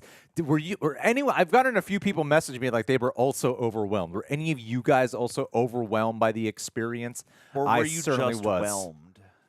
Just like squarely I whelmed? can't slow down. Coy's got a heart out. I gotta got do an shit for interview. this last live stream, and but I'm like, I It's gotta all keep right. it You gotta moving. keep it moving. I've got to interview I'll Charles be- Xavier. There's a reason. I'll be the enemy if that means having to slow down. Not his fault. Keep things moving along. But thank you so much for letting this be your Thank you first so super chat. That much. really does mean a lot. I don't remember what my first. I don't think Coy's ever given a super chat in his life. I don't like YouTube. Like, That's why would great. That's great. I mean, Great. I love YouTube. It's Great. my favorite Great thing platform. to say. Jacob Beach. Very overwhelmed. Nice to see that. Bakes Kamari. No, this- Jacob Beach. What are you talking about? Jacob Beach. Fellas, do you think that RDJ... The yellow. Yeah. Oh, yeah, you're right. My bad. Fellas! Thank you so much. Fellas, grab your left nut, make your right one job. Do you think that Robert Downey Jr. playing Doom will be a sort of reverse Bendis infamous Iron Man storyline where Tony takes the name Doom, or will he just be Victor Von Doom? Much love to y'all. I think he has to just be Victor Von Doom, or else that would be. It's a I don't. I Trojan wouldn't like that horse. if it's just Tony Stark. I wouldn't like that. 3/4 of the way through the movie, he's going to pull off his Tony Stark face and reveal a different casting. I think honestly, it's a situation where it will be Victor Von Doom, and it'll be explained through a multiversal thing where like it's not the son of Howard Stark and all those things. Otherwise, it's like if Howard Stark like disavowed his son and he took on another name or something. I just don't see it working narratively. So I think he is Victor Von Doom, but they're gonna have to explain it well. There we go. I got to the photo just at the end. Look at that! Look at the experience. I'm doing it, guys. And they're going to bring back Josh Trank. Bax Kamuari. He's saying nothing. Thank you for the moment of silence. Momento di silencio. Seconds from disaster. After seeing it, I'm sold on Wolverine. Did anyone here in this group of us three? I did not think that was going to be Henry Cavill. I was like, that's not going to be Hugh Jackman, but I actually have no idea who it's going to be. I love that he was so jacked he looks like the right height. Like he's so big, it makes him like the right ratio because he's enormous. Yeah. I mean, I would love if that is somehow our. I mean, it'd be hilarious if that's somehow our Wolverine, like our 616. But could you tell that was going to be him? Not until he turned around. I'm not gonna lie. I don't- I was flabbergasted. I can't remember if I would have been thinking of it at the time. It seemed like, yeah, if anybody would be like a major cameo in this movie, Cavill would be like the guy, but I can't necessarily say. And yeah, I had too many multiple options running through my mind before he turned around. Fair enough. Fair enough. He was in there, though. He was one of them. Jesus Fernandez. I like the cameos kind of represent every aspect of Fox Marvel. Blade the good, Elektra the bad, Gambit the what ifs, and X-23 the X-Men. Wow, Good call. Great way to tether that all together. That's really well-balanced beautifully put team. together. And that Perfectly there's- balanced is all things. Elektra the bad. I hope they told her that. You're representing the bad side of Well, us. her whole thing was being respected and getting an ending. I think the characters also embodied that themselves. Like Blade never got to say goodbye, and he started it. Like Elektra never got her good thing. I think, and obviously Gambit's what if, but I really think they embodied that well, and still very intentionally, still no X-Men. It's Logan's X-23. I do think that was intentional. It's funny that both Deadpool 2 and Deadpool and Wolverine take jabs at DC. Yes. Yeah. And yeah, those guys down the street, that Yeah. was such a funny But line. in the last one, he says, "Were you from the DC universe?" so dark. He flat out says it in the other one, but we all knew what he was talking I about. love that Cavill got that little bit of moment for him. Like he knew what Deadpool was gonna say. Yeah. As a 40X watcher and lover of this movie works so well, Yaeli says, thank you so much for the super chat. Hey. And my theater loved it. Do you guys like 40X or have any movie you want to see in 40X? Weirdly, my favorite 40X experience was a little-known Dwayne Johnson movie called what's the one where he's got like a peg leg? Skyscraper. Skyscraper. It had like snow It was the right movie and for fire that, and yeah. smoke. And I was like, why is this the best 40X experience I've ever had? This random Dwayne Johnson movie. I have never been to 40X, but I want to do it for Twisters because I love Twisters so much, and I feel like perfect I want movie to for live that. weather. it can in be 40X. exhausting. Yeah, I think I need 40 to hydrate. Yeah. I prepared. saw John Wick Oh, Chapter yes. 4 in 40X, which was the most exhausting. I had to sit there partway through the movie, and I had to lean forward activate my core Stay and vigilant. stabilize against the seat because it was basically just being like punched in the back and sides for like 3 hours. Mama Jandreau in the chat. 40X improved the experience of Quantumania for me greatly. So I'll That's throw fair. that out I like there. that. Your That made- future that made that daughter-in-law movie says enjoyable. hi, Mama Jandreau. Yeah, Anya's here. She's off screen. Hey, She's hey. hiding. Hi, Mom. The the crazy Marvel girl gave us a nice little super sticker that says, "Hey, you." Oh, thank you so much. Also, if you're near Atlanta, Georgia, check out the AMC where my mom painted all sorts of Deadpool and Wolverine on the windows. I was about to, sorry, real quick. Jason Fischel in the chat, I was going to say, did anybody notice, and you did, when Cavill steps up to Deadpool, he does the Mission Impossible arm He cock. reloads No, his doesn't. arms. Yeah, he in the same order. With the claws, yeah. He does the Mission Impossible. And the arm cock's like this, though. But honestly, He still does the 1-2. Like, it's reminiscent he enough reloads that like I in feel Mission like Impossible. it's a thing. Very yeah. intentional. Yeah. Also, I think that's the one reason I don't think he's the 616 Wolverine, because they made a meme out of it. If they hadn't done that, I was like, he might be our guy. R. Maurice, thank you so much for the super chat. Hey. Hey, fellas, enjoy the content. I love DP and Wolverine. However, I did notice something. Aren't they technically two Wade Wilsons in Logan 2017 universe?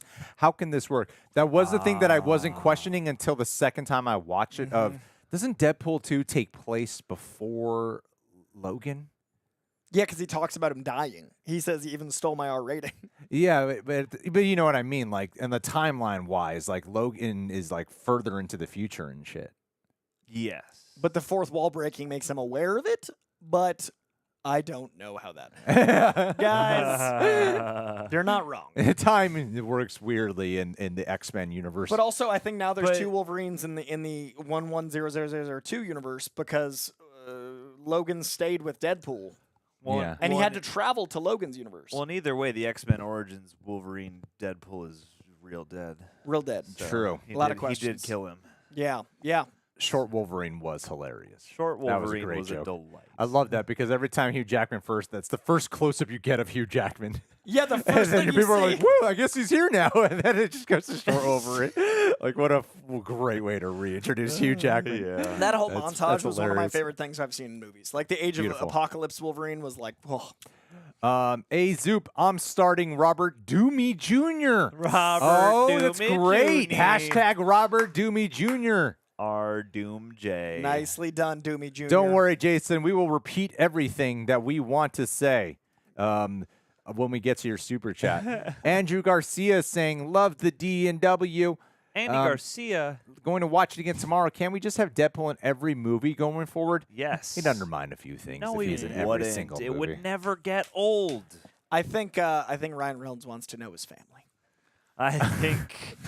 I mean, you know, he why? Because I mean, the amount of press you do in these movies, like He's got he hasn't been episodes of home Gossip in Girl. months. He's fine. Like I feel bad. I do think there's going to be a nice gap for Ryan because I know they have all the money for him, but I do Till think- he's 90. Till he's 90. But like they have a thing where Blake Lively and Ryan only do one movie each at a time, so one of them's always with their family, which I think is really Oh, special. smart. And when we came out of the movie at City Walk, there was a big poster for Blake Lively's new movie. Her turn. So Dr. Doom Little. Oh, that's good. pull the bagpipes out of Galactus's butt. Excellent puns. Let's go. Way Harris, thank you so much. Y'all think Cavill confirmed for Secret Wars? Yes, that's what that meant. No, I think we nah. never see those again. he was getting ready to ride that motorcycle into the Secret War. Yeah, that's the first to- scene from Secret Wars. Yeah, and to make it not so secret anymore. Yeah, I think that was the one moment, and it was a good moment. But I mean, I'd love it, but I doubt it. Emmanuel Rodriguez, thank you yeah. so much. I have a theory that the multiverse saga will culminate with Doom War in 2026, Secret Wars in 2027, and he says, and oh my God, Whoa. he upped the game here. Whoa, Thank man. you so much. Whoa! And yet to be, did YouTube make you do that? If you want a second one, you're gonna have to give 50. Damn, You want some more? YouTube's really Add looking zero. out. Holy shit, today. that's very generous, man. Thank you. YouTube wants its 40%. And yet to be announced Battle World in 2028. I feel like Battle World will just be in Secret Wars to properly give the time and space to tell the story, use and wrap up all the characters in the MCU, and give us a close to the MCU as we know it with a 3 epic trilogy like the Lord of the Rings films. fantastic theory. I do think Battleworld will just factor into Secret Wars, and that's one of the ironic parts about this announcement. They do nothing to acknowledge the whole Kang thing. They're just like, we're just going to announce this thing, and it's actually a Doomsday. And weirdly, having Doctor Doom actually fits better than Kang Dynasty to come before Secret Wars. Yeah. At the same time, they don't acknowledge the Kang thing at all. I just think this is going to be more in line with the Secret Wars comics, especially with the fact that the Russo brothers are saying like that was the comic that got them into comics was Secret Wars. And I can vouch this isn't some pandering that they're saying now in interviews. I've interviewed them a few times and talked to them a few times. They always said Secret Wars was the thing. It's not just like retroactive. They've been begging to get this, and I think it's really special that Marvel's like, yeah, come back, do the thing you wanted to do from the jump. Do we think that these two movies will cap off the multiverse saga as was brought up in the first half? Yeah, absolutely. Oh, for sure. So, I think it finally Secret cleans Wars up. ends it. You can't go. That's what the comics do.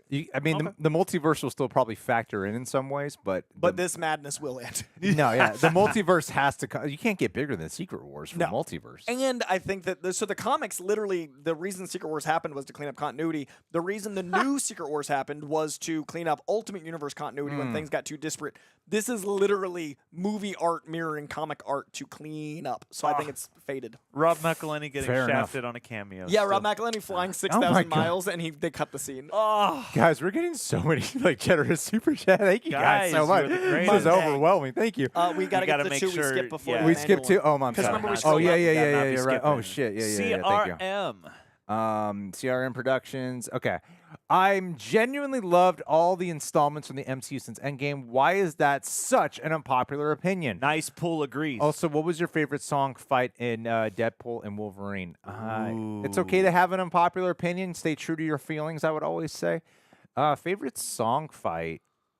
It is the Madonna song when it comes to... As I like how you get a dual thing where you get the Madonna song when they're doing the one-track shot when they're fighting Deadpool Corp, and then they do like a epic, harrowing rendition when they are dealing with the matter and antimatter at the end. Yeah, I'm there's like, like a wow, this reprise song's been that's like- recontextualized in a beautiful, sad way. Yeah. Apparently, that was Madonna's idea. She came and helped them actually mix it. Oh, really? Like Madonna What? produced. Beautiful. the- I didn't know that. That she was at the What? premiere, and there was a bunch of photos of like her, Sean, Ryan, and Hugh, and I was like, why is Madonna like a lead? Like it was just photos of her, and then I read that she helped do the mix to make that as epic. Oh, that's beautiful. So Madonna was a part beautiful. of Deadpool, like actually. The one that I want is probably... the I one that I love want, that it probably works better for the fight than the Madonna one. I don't know. My It's okay. favorite's NSYNC. I mean, like, Yeah. it's so hard to top that opening sequence. So good. But if you want one that isn't removed from reality quite as much, I would say the minivan and the. Well, the minivan one, they also knew when to go in and out of the song really well. Really well. Yeah. That mix was great. Yeah, it was great. I'm actually gonna buy this score on vinyl because it's so good. Like Soundtrack, yeah. I want. Where also, was like the imagery. greatest show? Where was It was the greatest show? you heard the swell of the score. It was a little undertone. Well, the score itself was also really good. Agree. Beyond just the soundtrack. Gavin Moon, it was awesome to see Cavill do his iconic arm reload from him. That's what he was talking about. Hey, Before his there it death. is. Okay, so I guess it was. I never noticed it. Yeah, I did until the second time. Chris Smith, Nice Pool, and Coy Jandreau, same personality to a T. Why, thank you. The proposal. The proposal. Is that what you think I do? I love that Gently so taps much. the fourth wall too. Proposal. I did love Nice Pool, so that is an honor. It's been a while since I talked to Tyrone, guys. Here we go. I'm gonna pee real quick. I'm so sorry. No, we got a big super chat. Okay, well after Boy, this. pee on the supers. All right right. here, right here. Wilmer. Okay, yeah, the next one would be good for John since he actually just saw Blade for the first time. Wilmer, thank you for a very, very generous super chat. Hey, Real Rejects, huge fan. Love the new movie. Marvel is back. But speaking about cameos and surprises, Greg Alba, did you ever react to your cameo and It's Always Sunny in Philadelphia, season 1, episode 3? Can we do a Greg That's so reaction funny. to 15 minutes Greg? and That's- 46 that's- seconds. I love the time That's code. a lie. Is that Eliath from Loki season 1, episode 5? We need that for you. That was such Can a great we react line. to Greg's time code? Eliath is in this from season 1, episode 5.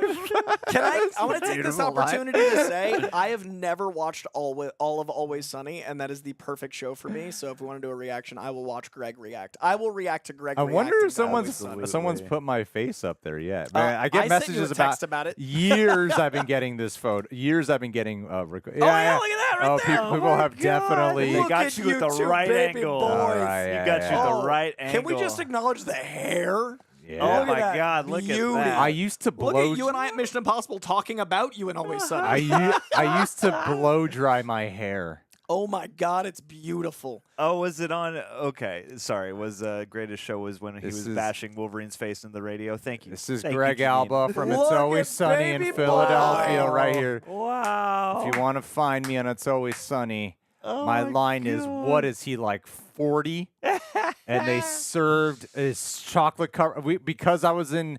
That was the last episode they shot that season, even though it's not the last episode of the season. They still invited me to the rap party, which was really weird for a 14-year-old kid to go to. But Oh my God, I you were a got- baby. Yeah, it Why was not? Why yeah. not, man? Why It was not? really weird to go to that, but it was a really fun time. It was a really fun time.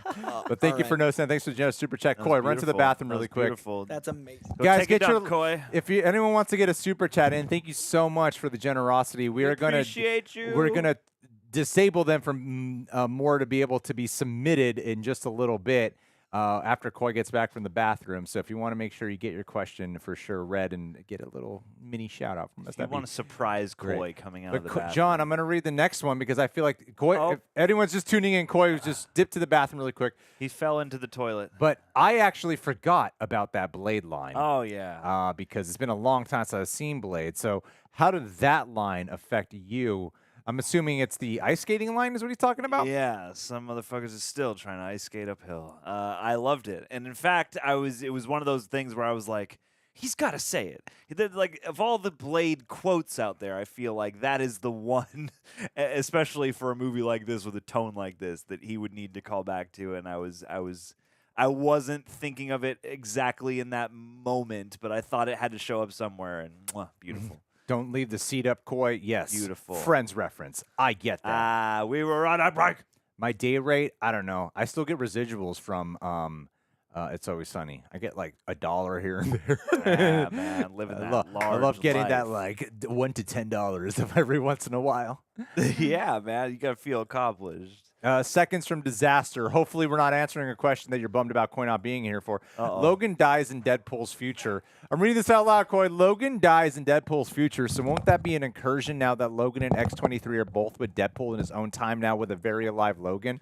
Apparently, it was Kevin Feige's idea to do the the only one Blade line is what he's talking about, actually. Which I adore. Oh, the only one Blade line. I adored that as well. But first you're like, is that a shot? But then when Ryan Reynolds looks at the camera and does the That's eyebrow, a you're like, shot. it's a shot he's taking. Yeah. I love that not only does it acknowledge the truth, because he has been, but I also, they didn't talk about Blade in the Hall H panel. Yeah. So it might be prophetic. Well, freaking Wesley Snipes, he still got it. I would not be Yeah. mad at Blade 4. Like, I love Mahershali. I adore him. He literally slipped back into character. In a moment, I was like, Blade. He was like, Chris Evans felt like he was doing a parody of his former self. I agree, and I And- liked it, but Blade was Blade. He was straight up just Blade again. Almost Yeah. distractingly so with how like the Gambit performance was. I was like, there's a serious movie happening 3 feet over there. Yeah. Well, he said like he got the call and he's like, okay, I got to get the body back in shape. Like, Yeah. and after a month, I was ready to do the moves and stuff like that. You know, like I wanted to be able to throw down the action. I Also, was have like, you guys this ever man here. interviewed Wesley Snipes or like been around him? No. No, I Wesley- wish. Dude, he is such a big, enigmatic, like boisterous. Like his energy is like,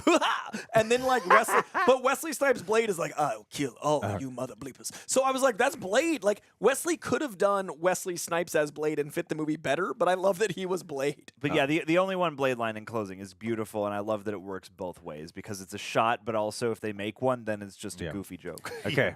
Coy, remember this question because I'm going to refresh this. I'm going to disable the super chats, but we're going to make sure we go through all the ones that have come in so far. I just want to make sure that Coy is out of here on time to get to his James McAvoy interview. So, yeah. Topical. It's a Coy. The question is this from Seconds from Disaster. Logan dies in Deadpool's future, so won't that be an incursion now that Logan and X-23 are both with Deadpool in his own time now with a very alive Logan? It would in comic reasoning because it is on one timeline, which is like, a linear path. And if it takes place here and, he ends up here, that is a universe colliding. But with the idea of anchor beings, I don't know if that changes the the other world might die before it reaches to cause the incursion because of the way they describe decay. I don't know if we're going to get into that, but that would be a great way to rationalize the events of Secret Wars. If they plant the seed that certain events of people going into other universes cause them to collide, which they need to establish, because in Doctor Strange they established incursion events, but they didn't really explain, in my opinion, like why they were happening, just that they were happening. So it is a good opportunity to plant a seed, and we do need Secret Wars. I honestly thought this was going to end with a Battle World scene, and there was also a lot of rumors, if you guys remember, that the Deadpool post-credit scene is the post-credit scene to end all post-credit scenes. Remember, that was the original conversation. There was a Secret Wars comic in this movie that had Doom on it. I'm wondering if they originally revealed Downey as Doom in the movie and established Battle World, and then decided to do it at Comic-Con. So fair. I could see Battle World having like been planted here, and they didn't use it. Thanks for being here, Medicat. By the way, I'm the one replying in the chat when you see things being typed. He's not We distracted. don't have some producer doing it. He's clicking dragon. All right, so we're Guillermo's going not to look in at the today. last of the Streamlabs really quick. I'm going to hop back to the supers. Thank you so much. The Gamer MJ, what moment got the loudest noise in your screenings? For me, it was Deadpool bouncing the katana into the TVA's mouth after the cannon from the disc and the Scoutmaster Kevin joke at the end of the film. That joke is so funny. It's also a callback. What's funny about the It Scoutmaster is joke, too, is Scoutmaster Kevin? he's also got his eyes squinted when he's saying it. Like the line delivery is perfect on that one. That's Scoutmaster Kevin used to say. That was so And funny. when he 'cause grabs he sounds- Colossus's junk, like that is such a good line in the first But one. I think for the first time we watched it, oh God, it's kind of hard to tell. It was either Blade got the biggest one. For me, that freaked me out. My first time I screamed at the screen because it was Chris Evans' as Fantastic Four. That was the first That time I was got like, a "Whoa!" real big response. Yeah. Cavill got a real Yeah. big response. Sorry about Daredevil. It's fine. That actually the Attitude. first time got a pretty big response. Yeah, those were all like huge ones. I mean, the Comic-Con panel where we were 6,000 people in there, it kind of just stayed insane. Like it was a I party. wish I could have seen that. It was like I was at the Super Bowl. It was insane. And to their credit, Sean Levy, Hugh Jackman, Ryan Reynolds, everyone stayed, and that was the first time I think Wesley Snipes had seen it with an audience. They were all in the theater with us, and all of them said that was the best moment, or like the big three said that was the best moment of their entire lives because it was like a full party for 2 hours. So it was nuts. I will say Little the knife. flame on moment Little knife. is thank you so much, Anthony. I see you there. The flame on moment. The second time I watched it, I was like, oh, people are gonna be a little disappointed when he just like gets I love that he beat wasn't and then he Cap. gets fucking like. I love that it's Pyro that Yeah. no one gives Yeah. credit to, but Pyro would be the one to be like, I'm Pyro. Like, Yeah. I never thought in all of comics Human Torch's one weakness would be Pyro. Flame on got a So huge- good. The Gamer MJ. In regards to Cavalry from the back shot alone, my initial thought is it him? Are they actually going to do it in Love and Behold, they did. Fresh information I found an hour ago was that Tom Holland's brother was one of the 100 Deadpools that came through. Oh, that's cute. fun. Oh, I love that. That's awesome. Also- Harry Holland, I think is his name. Yeah, who's a great DP, by the way. He shoots all of the behind-the-scenes stuff at Tom, and he's actually good. The kid, Baby Pool, was Ryan's youngest, and Kid Pool was Ryan's middle kid. Like Ryan's real children in the movie. They are irresponsible little Yeah, I shits. hope they didn't all watch those that movie. swear words they say. Yep, I hope.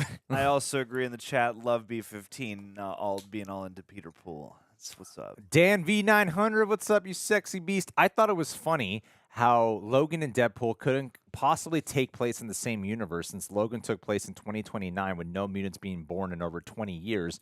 But Logan dying and ending a universe was a good metaphor for Fox relying on him so much. Yeah, I Well- think Dan V, that's what they did as far as Anchor being. I like the meta awareness of like once he went away, they were out and the whole universe kind of shriveled up. But I do think it does cause some continuity. It's issues. kind Well, of is this a technicality thing though? Because like Deadpool is made, he's not born. it's kind of funny how Kevin Feige came up with Anchor being, so he and I imagine that's somehow going to get played in throughout the rest of the movies and perhaps get instilled into the comics down the line as well. And so it's kind of cool how like Kevin Feige literally created an element. Yeah. And they're the first comic that ties into the MCU so directly came out during Comic-Con with a lot of the multiversal Oh, stuff. sweet. So I could see that being more present. Blade is the main thing talked about in this chat right now out of all the cameos. Dan V900 back at it. Blade was a genuine surprise, and the line about him being the only Blade was hilarious. I wish I wasn't spoiled on X-23 from thumbnails on YouTube. Sorry. It wasn't. I thought it was in the final trailer, so it was fine. See the final trailer after the Wow. film, we go, wow, they showed a lot. I didn't think it was a big deal until the movie plays Made it it a like huge deal. The movie plays it like a big surprise, and I'm like, oh, but damn it! but Because you- the you second straight up, the second they're passed out in the car and They show someone her shows ankles. up and yeah, you hear the car door close. You're like, well, that's got to be X-23. And then they're like, "Who's your fourth?" Dramatic music, girl from trailer. Yeah. Like I I was was like, like- "Oh, that's." And she was at Comic-Con to promote the film, and she was literally doing interviews like, "Yeah, I'm in the movie." And I was like, if that hadn't been the order that. If the movie had set up either Blade or Channing as the big reveal, it would have been less like, why did you do this? But since she was the big one, I was like, that's kind did of. they explain why? Because the movie was already making like so much money. That's one of my main questions because it was already Well- tracking for 200. Yeah, I think they just wanted to clinch it by giving you a few berries. I mean, she's not the biggest cameo. No, But but, she's the but most in movie. meaningful. But in the And that- movie, they that- treat it like a really special. And one. that like fire pit they treat it scene- like a reveal. I skipped your one about X-23. What are you talking about? Which one did I skip about X-23? She also said she wasn't in it for months, like Andrew Garfield. Oh, I did. I'm sorry.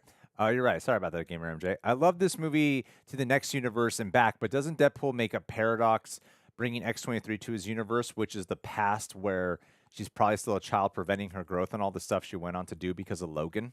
So in the universe, they have it so you can like run into yourselves. Remember, like in Endgame, there's that element of like them happening while the Avengers fight is happening. So technically, X-23 is still going on her timeline. There's just if I'm remembering Yeah. correctly, she would just exist like older and folding yeah, back exactly. Yeah. over Okay, so so- chat reminded me that Kevin Feige says because she wanted to go to the premiere. Yeah. Ah, Like, fine. we And can then promote it, but Yeah. it was hard because she had spent months saying I'm not in it, and then it was like, well, I mean, yeah, it was cool though. I love how at the ending they put Dafnee Keen in. I wasn't expecting that she gets to be Part of the X-23 family. with Logan at the end. That was really cool. Seth Arp, I read that one of the scrapped ideas for Deadpool and Wolverine was to film a shot-for-shot remake of Thor 2 until the end of the first act. With that in mind, I'm skeptical of payoff in Secret Wars. What do you think? Seth Arp, thanks for the question and thanks for the stream lab. what? Yeah. Another one was all the deleted scenes from movies. They were going to cobble into one movie and insert Deadpool, so you'd see Deadpool's POV throughout the MCU. They were literally going to grab Yeah. deleted scenes I from Phase 1 through 3 and just be a love Deadpool movie. All of I this. actually thought all the Deadpool crying jokes, whenever Ryan Reynolds brought it back up, was really funny. Deadpool crying? What do you- Deadpool crying, yeah. And when he finally sees Paradox at the end, why Oh, was yeah. why, Why was Thor why crying? was Thor crying? Thor crying? Yeah, why was Thor crying? I Yeah. agree that might be why that's in there, but I also think that Ryan would want that to pay off. Yeah. He's the kind of guy to me that I think they'd want a 10-year payoff joke, so I could see it happening. But yeah, I heard that rumor as well about Thor 2. There was also a $5 million budgeted one where it's just him and Dopender doing a road trip movie. There was also apparently one that they were going to film a movie called like Alpha Cop, and the Alpha, yeah, I and it was remember going to that. be 10 minutes of this fake movie, and then the Marvel logo would come up, and then it was going to be Deadpool and Wolverine, and they were going to see how much money it made with a fake movie. Like the insanity of behind the scenes is a documentary. I want a multiverse so I can see all their pitches come Right? to life. I want a Blu-ray of just them talking about the other movies. And I hope we live to see the day where some of these like left of center or smaller budgeted pitches could actually be Marvel movies. Oh, I would love that so much. Like broaden out the spectrum of scope. Okay, Yeah. so here we go. This is where we last left off. All right, cool. I Ooh. think we'll be able to get you I think out of we here got on time. this. Coitus, we're so money. All doing it. The So Daily friggin' Schwab. money. Thank you, Daily Schwab. Hello, Greg, Coy, and John. Stellar faces as usual, and bodacious biceps. Did you work out while you were at the con, Coy? Nope. Yeah. Feeling it. What movie TV announcement would you each like to see at D23? We're finally fucking doing Blade. We're finally doing it. That's the one thing I would really, really love. I don't know what else they could announce. I mean, I feel like we'll probably get a Phase 6 slate. I don't think we'll get a slate because of how much they're trying to clean up the future. Notice they didn't give us a slate at Comic-Con. I think that I mean, was not very Phase 6. telling. What am I saying? Am I saying Phase 6? I mean, official. Timeline of Phase Wait, 5. wait, no. Is Phase 6 of Avengers Secret Wars, or is that the end of Phase 5? I think Doomsday ends Phase 5. I think 6 is Secret Wars. Oh, okay. I think yeah, that we're in would like a make sense. Fantastic Four phase right now. Oh, I wanted to give a shout out. So real quick, sorry. Bryce ran into my mom at a theater. My mom complimented a Real Reject shirt in the wild. She saw someone wearing this shirt. And Oh, it was really? This guy Bryce that watches us. Yeah, that's so cool. he actually sent a video to you guys. I'm gonna show you after the screen. Yeah. But Bryce, much yeah. love. That was so cool, and I love that my mom said hi to a reject. And we also, on our Instagram, we shouted out some people. A lot of people have been posting that they've been wearing the shirt to their screenings, so like from all That over makes me America. so happy. So I was like, yeah, please send them our way. It was really cool to see. But I think that D23 is going to be really Daredevil heavy. I think they're big. I think Oh, their finally get Secret a Wars. trailer, yeah. I think their Secret Wars is going to be Daredevil just because it makes sense. And an announcement that they're rebooting Spectacular Spider-Man. Oh, please. Season good. three, Season three, season three, and then freshman year they just don't. T. Gluck No Hands. He says, Coy, Hello. what do you think about comic explain theory about Doomsday will be informed by Demon in the Armor, a what if comic where Tony and Victor Von Doom switch bodies? I think that Demon in a Bottle is a really important comic, and they kind of did it with Iron Man 2. I think Demon in the Armor kind of plays off that idea, but since we found out Victor Von Doom is Tony, I don't think a body swap thing is going to work narratively for a movie.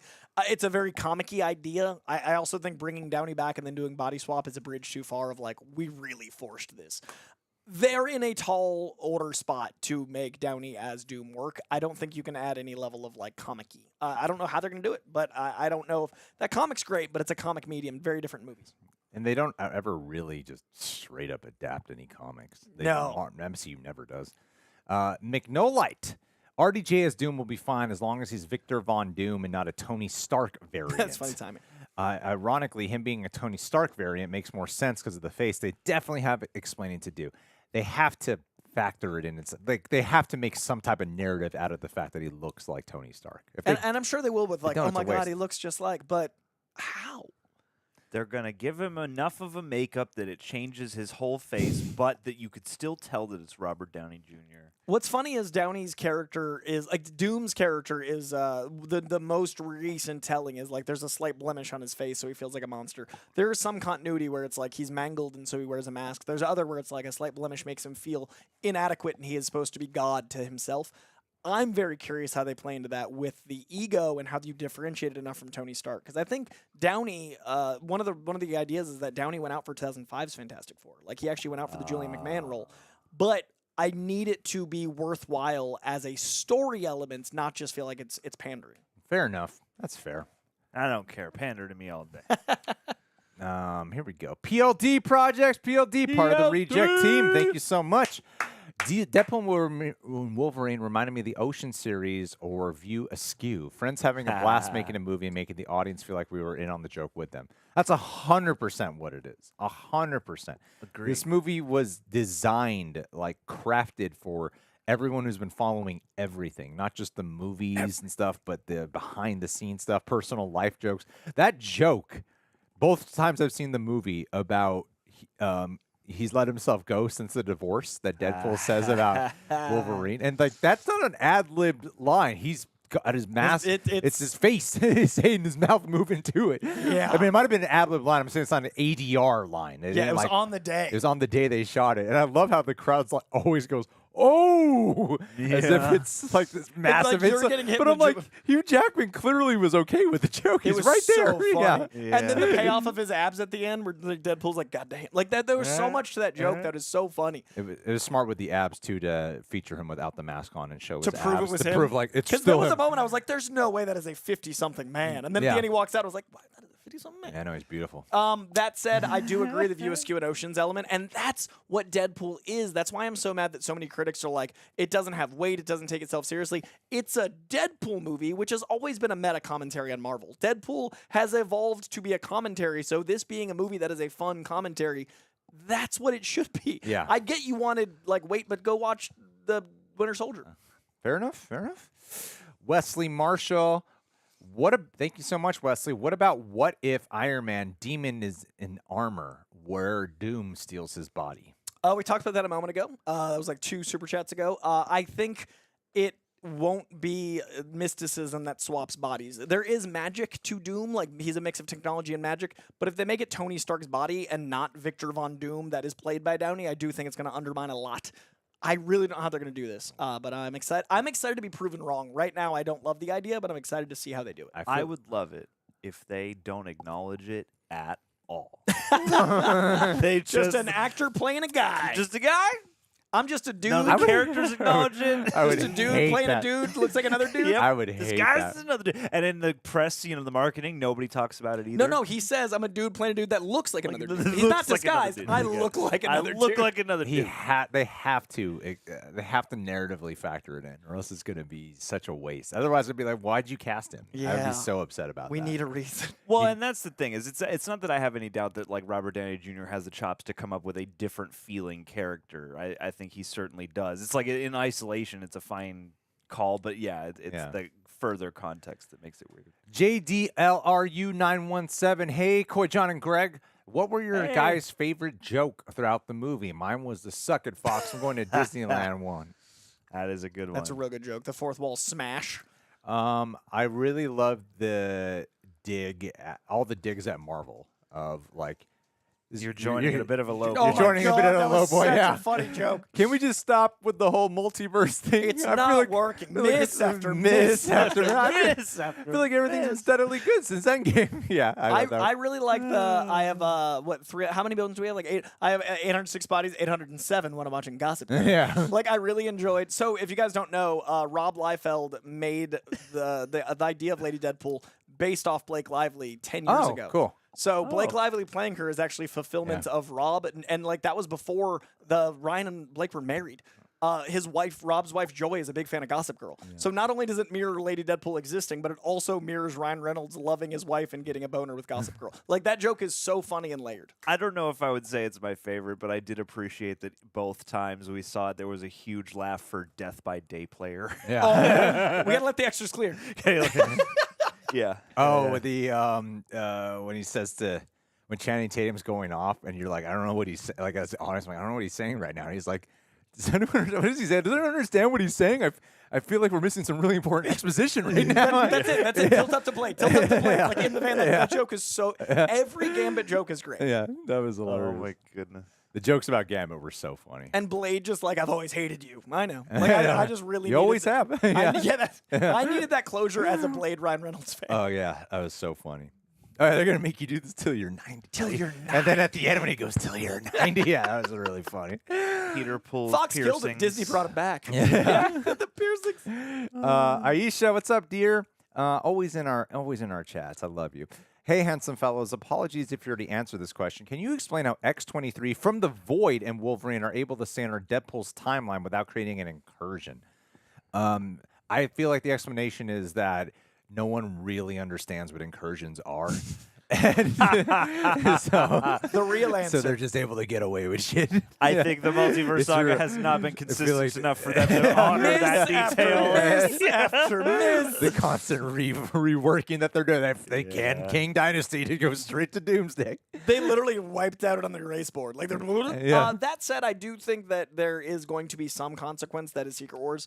I do think, like I said a little while ago, the post-credit scene was originally consequences. That said, will they keep the original idea? Because Deadpool feels like the movie they started really pivoting. So I don't know if they're going to have that weight.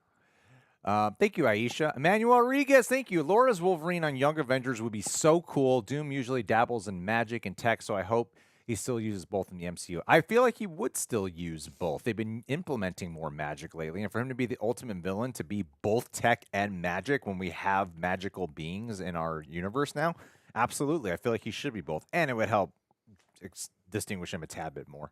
Is your wife in HR?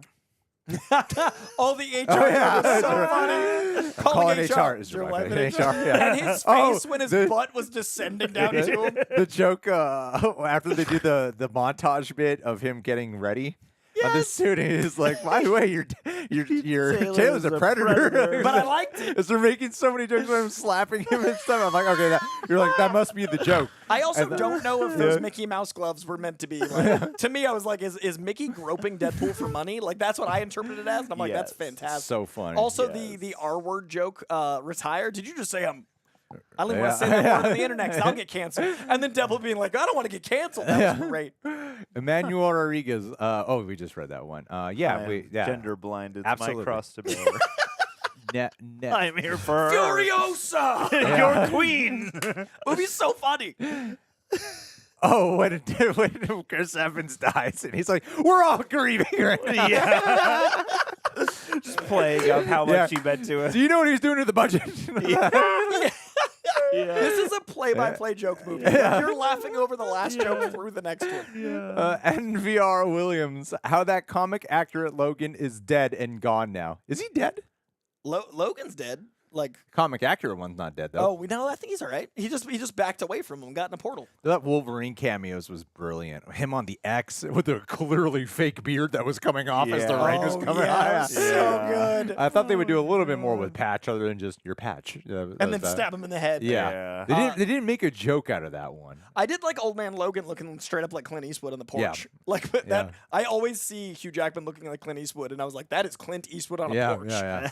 Old Man Logan was great. Yeah, the woke mob line was so funny. When she stood up out of the wheelchair, he's like, "Oh, that seems like Ableism. ableism. Yeah. The woke mob's gonna come." That's not going to go over well with the woke Oh, mobs. so good. I love that we're just stuck on best lines because it was so full of Comic so many. accurate Logan would be. Oh yeah, him on the X, and I feel like they're reserving, especially because they've been vocal about wanting to see Hulk versus Wolverine. I think I that feel- was a tease. I feel like they've been specifically. They didn't show us the fight because they want to make that movie. Also, I hope he's in the brown suit because that brown suit looked good. Yeah, and Mark dude. Ruffalo was an Adam project, so you know this. They like are Sean, friends. Sean Levy was the perfect director for this, simply just due to the actor filmography he has.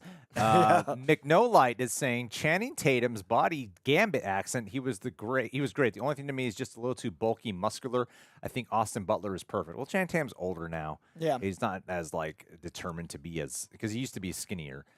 He's but no longer not stepping up. He's not fat or anything. He's No, just he's a just a little. He's just big more grown normal. man. He's more normal now for a just- guy And his he still age. dances better than any of Yeah. us. I just so adore that they really committed to the Cajun accent. So Yeah. thoroughly. So hard. Because he talks so much about training to do that accent. It's I'm so like, hard to we do. finally get to hear it. And Yeah. also the amount he's loved the character. He was the one that I was hurt by most not getting to play Gambit. Now that he got to, and there's video of him like going out dancing that night. Apparently, I don't know if it's timestamped, but he literally went out to celebrate being Gambit, like as That's like awesome. a closure. And that makes me. I love Channing Tatum. I'm so happy. His powers were so cool and way better than the ones in Origins Wolverine. Oh my too. God, His yeah. powers were awesome. I love how we got not only that, we got an R-rated Gambit too. Yeah. And like he I- got to play. I did adore when Pyro looks at Cassandra Nova is just like, just ask sometimes. Yeah. So good. Daniel Diaz, thank you so much. Hey guys, happy birthday, Daniel! Happy birthday! birthday! And I've Happy loved birthday. being a citizen for 3 years. Do you think Deadpool is going to the MCU timeline through TVA or Incursion? I don't think Incursion's going to really matter.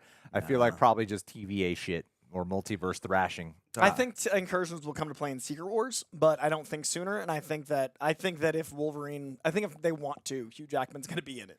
Wow, look, our first negative comment in the super chats about Deadpool and Wolverine. But it's a super chat, so we still love you, and you're allowed to have your own opinion. Yeah, and if you didn't like it, you didn't like it. Sam Sugart, I really didn't like this movie. Had fun with it, though. That's Okay, interesting. that's I a mean, good the distinction. fun, though, can be a reason to like it. Tell, don't show the movie. I felt no emotion for Logan or Cassandra. They kept referencing their past and never showed it. I have to Fair admit, stuff I there. didn't feel as much for Logan. I love Hugh Jackman's performance, but I know you were really moved by it, John. I personally was like, okay, I'm like taking it in. I like it. It's good acting and everything. I think his scene with Cassandra is really effective when he's like, every part of me wants to fucking kill you right now. That whole scene I thought was incredibly effective. And I felt Charles in that scene, which I liked. I Yeah. felt that bond between those two guys. But I wasn't really moved by like the explanation at the fire by the fire with X-23 or I was moved at the scene in the car when Deadpool starts fighting. Oh, when him, he like- goes off on him. Yeah, because yeah. that the pain of his loss I felt there, and that was Yeah. some prisoners acting. That was great. But John, please, I don't want to step over you on that. my bad. You were really moved by that. Yeah, I mean, I don't disagree that there is an I think this is a pretty astute comment. Like, there is a lot of telling and not necessarily showing, and they make direct references to exposition. I could have used more, and I think it would have been appropriate to show more. But yeah, just on the strength of his performance, I could see what he was seeing. So I don't disagree, but yeah, that moment worked quite well for me, and I really liked his back and forth with Dafnee Keen there. Yeah, it's beautiful. I mean, so yeah. I don't know. I kind of didn't feel like Dafnee Keen slipped back into the role. For me personally, like Well, she she did didn't good. have the accent. That's fair. I don't mean, know. I feel like the accent could have There was helped that. something about that scene that just did not feel like as lived in to me. I don't know what it was. It's the I'm pacing. not sure what it is. Yeah, It's probably. definitely was because you've trying gone to out do of that this like scene. this whole thing in Yeah. the layer, and then all of a sudden it's like, oh, and now we're doing a quiet, poignant scene by the Yeah. fire, and yeah, there are a lot of moments I think where you could have more gracefully moved between scenes, and Yeah. luckily the kind of movie that it is helps that. Actually, out. in the chat right now, someone says, "What's funny is we did actually need a third We act did, flashback." yeah, and I think yeah, we you're totally I right. think we did need a third act X flashback. And Yeah. honestly, I think there was. I do feel like they had a scene with the X-Men in it. I feel like it was taken out for Secret Wars. Jason Marbach, thank you so much. I don't mind much, but how do y'all feel about the huge plot hole where it's not even 2029 yet, but Logan is already dead and Laura has grown? Well, on the timeline, Logan would have. I mean, he yeah. he temp-padded himself to. What? So wait. No, I thought he cable time watched himself to the future to Logan. I feel like there might have been a little. There could have been some stuff if they factored in Deadpool 2 a little more. He had the watch. He in that could have. scene, He though. could have said like, "Why can't I just go back yeah. and save Logan from dying? Why can't I just do that?" You know. But I thought I it feel was like he should have at least. I time. feel like he should have at least addressed that. Like, why can't I go back and just save Logan? Right. Yeah. I think some stuff you could just acknowledge and then write your way out of it. Right, because he does say, like, we've been waiting for this team up a long time, and he did desecrate his body. Like, that could have been a line there. Oh, with the reveal when they do go like when it cuts to the shot of this of the adamantium skeleton of Logan, it was so fucking. And he still has facial, like, the hair Yeah. shows that it's him. Yeah. And I don't know how they did it, but when the TVA shows up and they cut to that reverse, looking over the log where Deadpool ducks, grabs the Yeah. skeleton, Yeah. pulls it, and then like the arm and feet like fly up. It's a perfect cartoon like block of that whole thing. And I don't know if they CG'd it or if they just got a really great dummy skeleton for that. But it was worked. so good.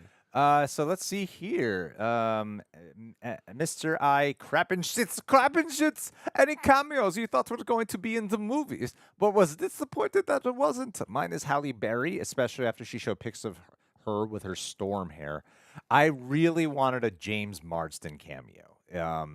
Not that I wouldn't say I'm disappointed. There was nothing when I was watching it I was disappointed by not getting. I think it's more about when you look back and we weren't like covering this to the extent of like No Way Home, so I wasn't I didn't have like high expectations on more cameos.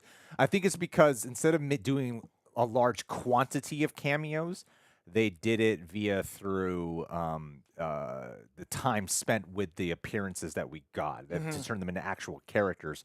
So it actually makes it more rewarding versus just people showing up on screen via like Illuminati and Multiverse of Madness. You Yeah, know? the story actually worked with the characters we got, but Yeah. I do think like it's the problem of like Captain America, Civil War. How do you get bigger? Infinity War. How do you do bigger than Infinity War? Endgame. I do think they have to save something for Secret Wars. So I do think they're going to be in there, and they couldn't have. They would have blown their load having them in this because it wouldn't be as impactful to see them again. So Yeah. I'm curious.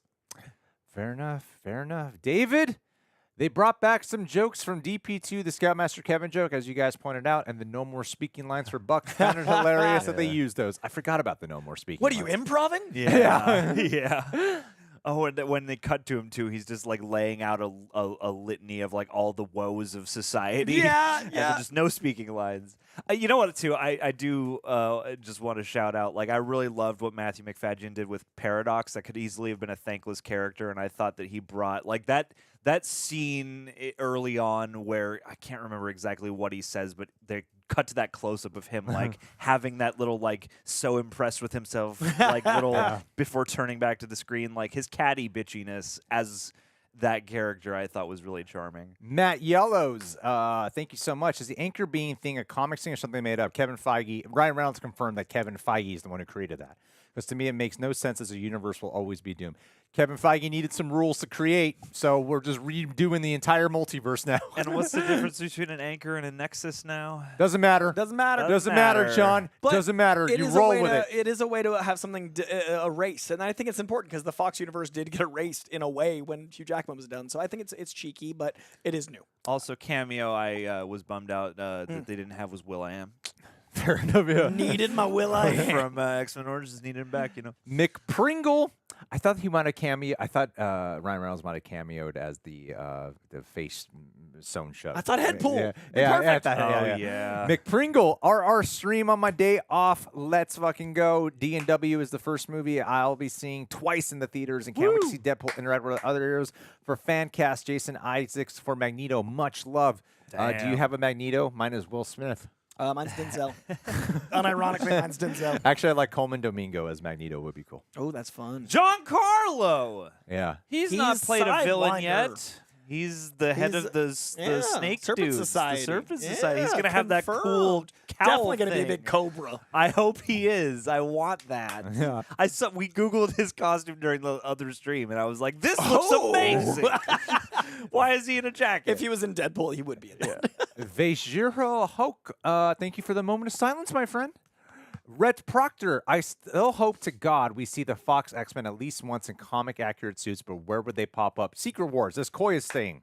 I think it's coming. I think they were shot. I think the scenes exist. I would love to see them on a deleted scene in the 10-year anniversary because they won't show them before Secret Wars, but I do think we get them there. And I did really appreciate that other line he throws out about, like, finally, like, you're not dressed like you're embarrassed to be a superhero. yeah. Because I was like, I saw somebody talk about this online once about, like, how every suit is now made to be as tactical as possible to justify everything. And maybe it would be nice to maybe not have to do that all the time. And I do agree. Like, sometimes we can just go for the aesthetic suit. I also love that his suit had an origin to why Logan was wearing it under things. I really like that. That scene didn't work for me as well as I wanted it to, but I like the element in that scene where he's like, this is what they always wanted me to wear. I was embarrassed. Yeah, that's great. Yeah, that does. I love that's one of the things I love about the movie is they do make the suit have a true meaning to it other than just we finally got a comic accurate suit.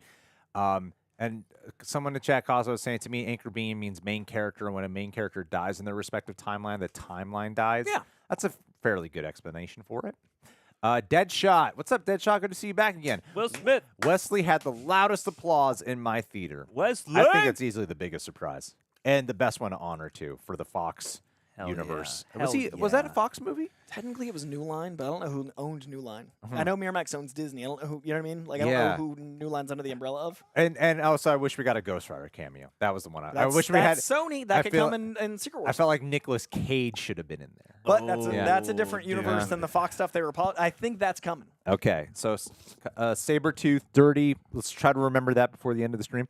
Riley Payne, thank you so much. Thank you for keeping my love for comics and film alive. You've been a safe space and an escape for me, so I want to know what you think of an X-Force movie now that Logan and X-23 are on Earth 10005. Do you think they should redo X-Force?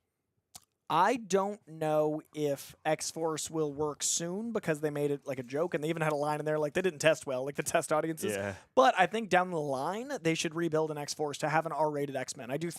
I think the next phase after Doomsday and Secret Wars is very X-heavy, and I think that we've learned through this movie making $500 million that people want R-rated stuff. So I think an X-Force does make sense, but it's got to be a little distant. Yeah, you're right. WB owns New Line. That's crazy. Yeah, I was about to say, I was checking it. So technically, it's been Blade's a Time Warner Warner Brothers and Warner film? Bros. Damn. Yeah, That's sure. nuts. Not anymore, but technically it would have been Warner Brothers. That's Yeah. crazy. Amalgam Universe confirmed. James Gunn directed. I'm going to write down a couple of notes that if we have time to get them in, I want to just make sure we acknowledge them. But I'm seeing you guys bring up certain things in the chat. I just got to make sure Coy does get to his interview on time. Garner was yoked AF, and I was very proud for her. Like that's not an easy physique to get, and she's a mom. Like when do you have the time? Kurt Myers, thank you so much. Are you more hyped for Fantastic Four or about the same after the panel? I'm about the same. They had the car. I mean, the car looks great. The car was cool. Pretty awesome. Yeah. I haven't seen it because I wasn't in the room because I was doing my Hellboy panel, but I hear the Galactus image is awesome, and I did see the leaked image for that. I saw the fireworks display, and that was life-changing. I was outside for the drone display, and it was to see Galactus rise above the convention center, like the full size. That was a life moment. And then the Fantastic Four F with Johnny Storm's flames coming out. I felt like I was living in a comic at Comic-Con, and I am forever grateful. So I'm more excited because of what I lived through, but I haven't seen the footage. Hells yeah. Rhett Proctor, thank you so much, Rhett. I definitely think Cassandra Nova was more like James McAvoy Xavier than Patrick Stewart. Agreed. She's definitely from the first class timeline of movies. 1,000%. Coy's pointed that out quite a few times. Yeah, I really love that she was playing the McAvoy, like, very intense. Even her eyes reminded me of McAvoy, like, very, very passionate. I'm going to try to sneak in an X-Men question to James today. Speak no evil, Coy. Dude, I cannot. Have you seen it? It's so good. No, is it it's real good? scary. We did a silent trailer reaction. Oh, to that's it. clever. It's terrifying. Did not see the footage for it. No, I did not. Kaylon Jackson is saying, I'm still waiting for a film to show the next big multiversal threat. Post-credit scenes have been a bit lazy. I think for Deadpool, it's a very appropriate post-credit scene. Yeah, absolutely. It would have been a little cool to actually see a Deadpool scene that feels incredibly. In fact, the most significant post-credit scene would probably be the first Deadpool movie where he says Cable's going to be in the next one. Right. Yeah.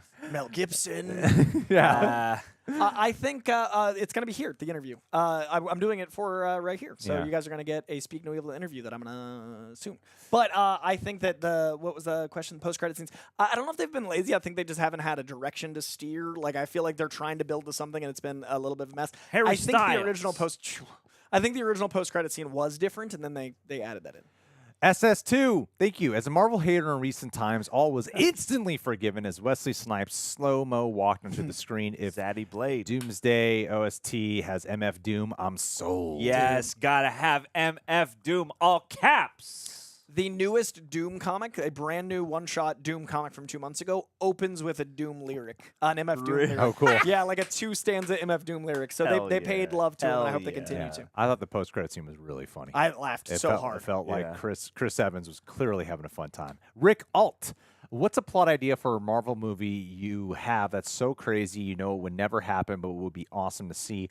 Also, besides obvious cameos, who else would you want to see in Secret Wars? I'd want to see the Fox universe versus the MCU universe. It would be my crazy movie that would never happen. I would want to see a mix of Sony and Fox and Marvel, and I would also tie in all the shows that never got to go anywhere. So I'd have Legion, I'd have Agents of nice, yeah. S.H.I.E.L.D. I would also love to see, like, yeah, I think Aubrey Plaza fighting Aubrey Plaza, like Marvel v. Marvel, because she's an Agatha. Those things would be amazing, and you could talk about Nexus beings and all those things. It had never happened, but since that's so close to Greg's, Ben Reilly, Tom Holland versus Peter Parker, Tom Holland, but as an existential crisis of a quarter-life crisis of him trying to figure out who he is as a man without his friends, and do like a self-reflective, almost enemy Denis Villeneuve story, but with Spider-Man. All right, my one is okay. So there's a spider from Oscorp that notices Peter Parker, Spider-Man, like doing all this crazy stuff out in the world. So he goes to visit him because he wants to like just express his gratitude for upping the profile of the spider community. But then the spider accidentally ends up biting and killing Peter Parker. So in order to cover for the lack of Spider-Man, the spider gets all its friends together to form one man-shaped spider guy, and they all glom into the suit, and they kind of go around and use their combined spider powers to replace the now dead Peter Parker as a man made out of spiders. The amount of man spider love John has is palpable. All righty. Okay, we got to get quiet here, like 15 minutes tops. We got this. Chadwick Myers, where was the Deadpool piggyback ride? Clearly was in the field by the diner, but that was so loved and mean online for them to purposely cut it. That's what inspired this shirt. I saw that image, and that's what inspired this shirt. You read that just now, and I went, "Is this based on something?" Yeah. No, Is this the canon of there this? was an image. It's the moment where Logan is asking Deadpool. He's asking him about his Logan, and Deadpool's pretty much giving like the backstory on Logan and X-23 to him. But yeah, there was a moment on set where you see Deadpool hop onto his back, and Logan pushes him off. And when I saw that, that's when I came up with the shirt idea. Oh, that's so funny. Yeah. I had no idea this was a I mean, he canon. doesn't have his guns out and shit, but Sure, that sure, was the yeah. moment where I was like, oh, we should do that for a shirt. That would be funny. Love that. I can imagine a silly montage of them frolicking together. There's so many scenes. I must mean, have been they improvised, so I'm sure it was a really good scene. Derek Cueva, thank you. You all are awesome. Cavalry Cameo is my favorite, and Gambit's accent was hilarious. This isn't relevant to Deadpool Wolverine, but please keep reacting to HSM TMTS. Going them up tomorrow. Don't you worry. We just moved it to Tuesday, so it'll be up, and thank you for your support. because it's a historical drama. Caitlin Jackson, Marvel signed Cavill's months ago. Is he 616 Logan? Nah. That was signing for this cameo. No, definitely not a 616 Also, cameo. it was a signing that was the internet reporting. It wasn't like Marvel was like, we got Cavill. I think this was the moment. I don't think the mutants are in the MCU main timeline yet. They're not. Otherwise, that would They mean can't they're be in until Well, there is- 2025. Yeah. There is a mutant in Miss Marvel, but the Oh mutants, yeah, that's right. yeah. You're right. My bad. I think we get mutants starting very soon. Right now we're in the Fantastic Four saga. I think it's really smart what they're doing in terms of what they're like from Fantastic Four to Avengers. Like you're tying it. You're making Fantastic Four seem more relevant now that Doomsday is coming. Also, they're in the 2 Avengers movies. They said True. It's cousin in time. Alejandra, hello. Always enjoy your videos and streams. Thank you. We love the streaming. Since X-23, but the videos or whatever. Since X-23 and Wolverine returned to Deadpool's 2024 universe, are there now 2 Logans and X-23s there? No, because that Logan is dead. That So there's should be one the Logan. sequel now is Deadpool and Wolverine and Wolverine. Yeah. And and X-23 and X-23. X-23. Well, And I thought it was the same X-23. At least I thought that's what the implication was, that it's the same X-23. Well, she was in the She's end of time. Yeah. she's the Logan X-23, Yeah. and there's no other way that works. Yeah. But yeah. So I think she's just back in time. Not like she maybe isn't born yet, Mm. because that was in the future. Yeah, good call. So she's just occupying The space. the 1,000. You're not meant to think about these things when you're watching the movie. Yeah, it's like he says in Looper. Don't think too much about time travel. It fries your mind. Rhett Proctor, I can't believe I'm saying this, but I believe the young X-Men cast also will show up in Secret Wars, also give them their justice, same with the old cast.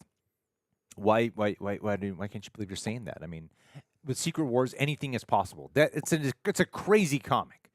Yeah. Anything is possible. It could be like Space Jam: A New Legacy level. I hope where you're not. just Wrong like in there. they're not like the Space Jam: A New Legacy cameos were the entire X-Men villain cast that was working for Cassandra Nova primarily, like the Kelly Who and all that, like all these like random people who are not the actual actors. That was like Space Jam: A New Legacy cameos. And I thought it was This so funny. week's They're like, oh yeah, Juggernaut. this week's Juggernaut explained every one of those fake Olivia Wilde and Yeah. stuff. And I was like, who's that guy in the red and white striped shirt? I'm like, is he somebody? He's Punisher's Russian. Oh, I He's see. the Russian. oh my god. Jason I knew Marbach. there'd be an answer.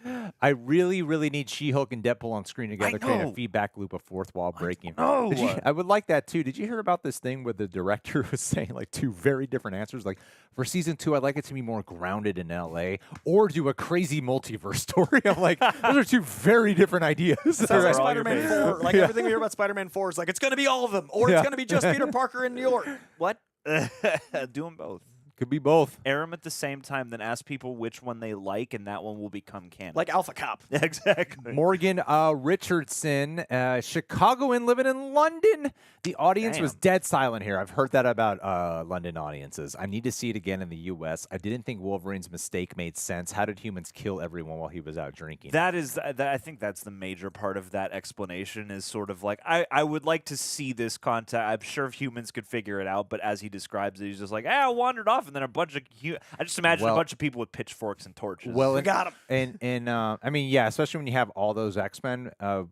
I don't know. Part of me was like, are they referencing like the X2 X-Men United thing where Wolverine was the main one jacking everyone up, but there wasn't like Cyclops and Storm and Professor X there and all that. Like with all those mutants though, I feel like they'd be able to like whoop some ass. you know? Like the part of his backstory there that makes sense to me is the whole like I went mad and I started just killing indiscriminately, like that read. Whereas I'm like, how did they get one over on every X-Man, including like Storm and Xavier and all these people? Yeah, I would have liked to have seen like maybe they depowered them like the Cure or something, but yeah, it was a little vague. 360 Echo. Coy. Hey. Tell the people about the comic Demon in the Armor. What if story if Tony Stark became Doom? Also, Gambit coming out as dad's.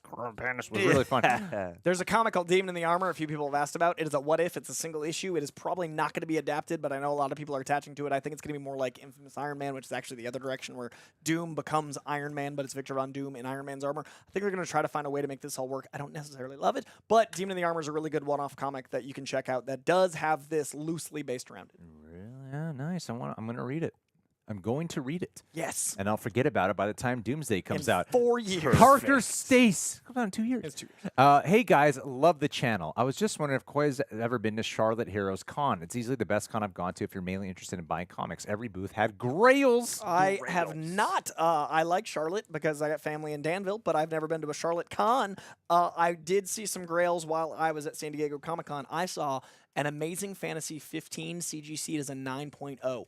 I don't understand how a 62-year-old piece of paper can still be white and crisp and clean. Like, that doesn't biologically make sense, but I will keep that in mind if they ever invite me. Actually, Nasir in the chat is saying it could have been Sentinels. That's a good call. Oh, for that's what true. wiped out the rest of the Humans X-Men. took them out, yeah. Yeah, I mean, they saw that in that's the Days of Future Past storyline. Or the X-Men 97 just did with Bastion. Technically, he, enlisted things. Sri Ram got to see the Deadpool 3 premiere in Toronto. Got selfie and autograph with Sean, Hugh, and Ryan. Love movie. We watched on Saturday in Killing 3D. the game. What's your top 3 favorite in Deadpool 3? Top 3 favorite what? I don't know. All right. Things. The fight and Gambit and Blade. The fight at the end with that goes into the bus. Yeah. The jokes, the action, and the movie. The opening and some of the jokes. Oh, yeah. I'm so jealous. I'm so glad you got to meet them. That's cool. All right, we got to speed through these. We got these. Cool. You're going to get to your interview. All right. 360 Echo. 40X was too crazy, holding on for dear life. That's Great kind of what comments. I feel like 40X is Agree. like sometimes. I Agree. don't prefer it. It's not my preferred format. You really need the right movie. Seconds from Disaster. Hey, why was Thor crying? Had me dying. Yes, it was a hilarious line. My fiance just left. That's it. Oh, he's She's going to out. leave. She's That's like, it. bye. She's Yeah. That was one of the best lines. And It's it's a mystery for awkward the silence. ages. I was like, I just don't know what It's that a means. mystery I for drove. the ages. Deadshot. Blade, I don't like you, Deadpool. You never did. So good. That's so such, perfect. That's such an in knowing the behind the scenes kind of line. Because if you don't, you're like, I don't get what that line means. But I guess it's kind of funny. But, I mean, all the meta-ness was so inside baseball, but there was other jokes that you could laugh through that you could get. I like that it was both. Haskell 420, your last super chat line. Hey guys, in Avengers and Age of Ultron, we faced Chitauri and Ultron bots. Do you worry that once again we're going back to the murder bots well with the Doom bots? No, that's why I'm thinking they're also going to implement the magical element. Yeah, and Doom. I think Doom bots are important to Doom, but I think it's just going to be a cascading stakes. I think you'll use them, but it won't feel redundant. All right, so then we got a super sticker here from Live Till Death. Thank you so much for ending us off there, buddy. Thumb up to you. And then the last one here, and then Coy, you're gonna be able to get to your thing on time. Yes. You're very valuable to them, Coy. Don't trying. you worry. I am going. Everybody learn a Cajun accent before the next stream, all right? That's all we ask. Yeah. Send in videos. Oh my God, there's actually quite a few You more. can talk like that guy from True Blood. Okay, this was that we did that. Yes. Okay. Dan V900. Hey. Dr. Doom, if he is introduced in Avengers Doomsday, is a pretty big mistake because we need to see the Reed and Doom relationship. Doing that relationship on top of everything else was like a lot to do. You saw Thanos or Gamora in Infinity War. That is different, though, where we don't know who the Avengers are. And I wish we saw Reed and Doom together in Fantastic Four with Doom as the villain. Also, don't forget my stream left for the end of Spectacular Spider-Man with Season 5 plan. It would have been great. That is one of the big questions, right? You would want to see Doom and Reed interact with each other before you just get that. Doom with everyone? Yeah. I don't care about that shit. John's out. I mean, I think Galactus is going to be the big bad, but when they asked Shackman about if Doom is in it, he said he can't comment. I think he might still be, but is it going to be too much? Is it going to be enough? Like, will we see enough Doom and Reed interact? Maybe Doom will be a hero in that movie. I don't know what they're going to do, man. It's such a weird thing. It's weird, but I'm here for it. Flev Doran, hi guys. I just watched the film today and fresh of the film. I love it. The thing I love most is all the cameos had purpose and it was great. Amen to that, Agree Flev. with One of our supporting biggest Marvel roles. fans here. Thank you. Supporting roles. Our Maurice just following up to two Wades. I was referring to the Wade in the Wolverine's origin. The new Wade killed that weird version. I can't figure a way to make sense of it. Any explanation makes sense from your end? Thanks. He killed him by using Cable's time turner to go through different realities and take out basically time and space. Like he went through and was able to take out multiversal him. That was the weird one that he killed. Yeah, I always associated them as being two different variants. Like he killed Ryan Reynolds before he read Green Lantern. Like, that, like he killed multiversal versions of himself. I wish we could have seen him as Green Lantern. One day. Jay, hey guys, this is out of the Marvel conversation. What do you think about Keanu Reeves playing Shadow the Hedgehog? Perfect casting. Why He's a not? perfect voice actor. And for Adore it. Shadow, perfect. Can't wait. Perfect. Avengers created Shawarma. Great line, too. Tori Harry, last stream lab. Hi, y'all. So how do you think Deadpool was going to get to Earth 616 in the beginning for the Avengers interview? Love this movie. That's the only thing I'm still confused about. Cable's time turner. They showed his watch. They do just Yeah, kind they of shove his throw watch, you yeah. into that, but yeah, that's a good There should have been consequences to that. But then he said he destroyed it, and then, but yeah, there should have Yeah. been consequences. But the TVA was like, I don't care. All right. Last thing I want to bring up. I did feel a little bit that it was a little cosplay the way a lot of those X-Men villains did look. But whatever, it was fine in the final battle. And the Sabretooth fight being short-lived, I feel like that is a tribute to the I'm going to cut your goddamn head off line in X-Men Origins Wolverine. Agree. So I was never bothered by it being a super short fight. Also, Agree. he spoke more than that than they did in all the X-Men movies. That was the most lines Tyler Mane had. He had Yeah. 2 lines in the first X-Men movie. Yeah, I think he had like 3 here. Yeah, maybe.